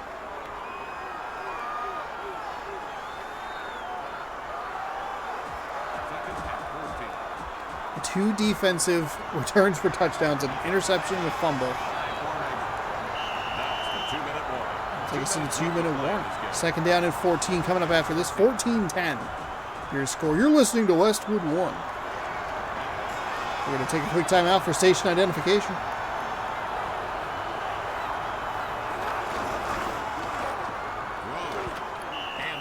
How was that not picked off? You were in perfect position. You're just waiting for it. 2 hands around the ball, not just batted down.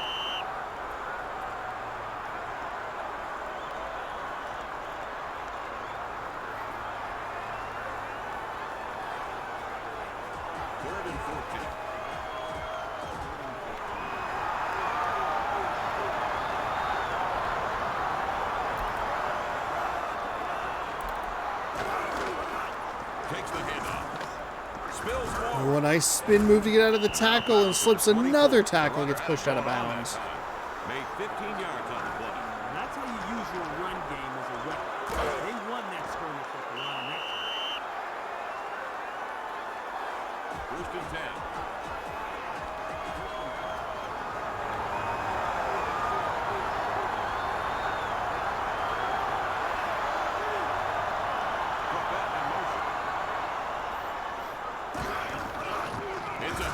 Oh, they're going to blow it up in the backfield. Nice read. Good defensive call there. Send some extra blitzers.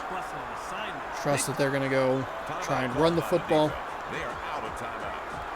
Excellent timing on the snap. All of that worked to perfection there for the AFC. Second down and 14. They're going to go with a fullback handoff. That actually kind of worked. The running back got in front of the fullback by the time the ball was handed off, and I think that drew a couple of defenders into their area, freed up a couple of yards. They got 4, so they lost 4, got 4. That's going to make it an even 3rd and 10.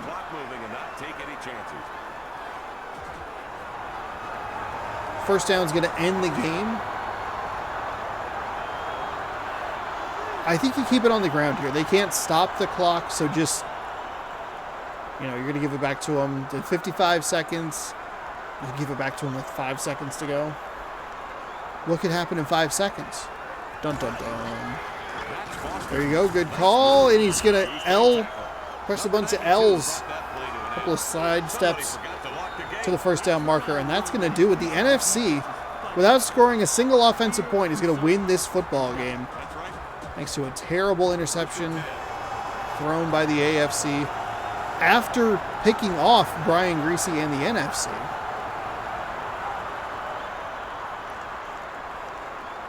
We'll watch this one melt away and get ready for Madden 2004. Got to get that fantasy draft all taken care of. I think it goes a little faster than NFL Fever 2003, but I don't worry about doing that in the videos. You just set up and go. I don't even look at the rosters. They're just trying to run the clock. I will say that is the nice thing about NFL Fever 2003 compared to Madden, is the starting lineups. That is very helpful. All right, 14-10, Junior Seau. He is going to get your game ball. 95-yard interception return for a touchdown. Brian Greasy. That was the second interception he threw. Sorry, Trent Green. I apologize. Speaking of Brian Greasy interceptions. Also speaking of Brian Greasy interceptions.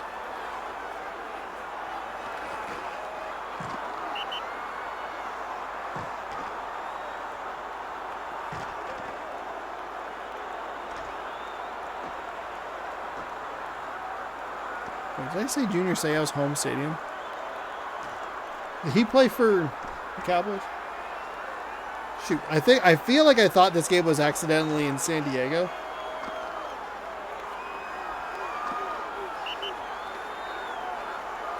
Thanks for playing NFL All right. Fever, everybody. Well, there you go. Not a whole lot going on.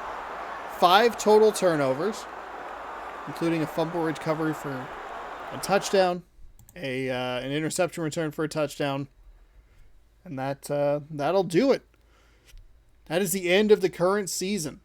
we will see you in the next season in Madden NFL 2004. Thank you so much for watching. We'll go back to the 3-game format. I really appreciate the viewership. Hopefully you're enjoying it. I'll keep doing it if you keep enjoying it, and I will probably just keep doing it anyway because I'm having such a good time. Even if people aren't even watching. If there's one thing I'll double down on, it's games that people don't care about that I go, I like it.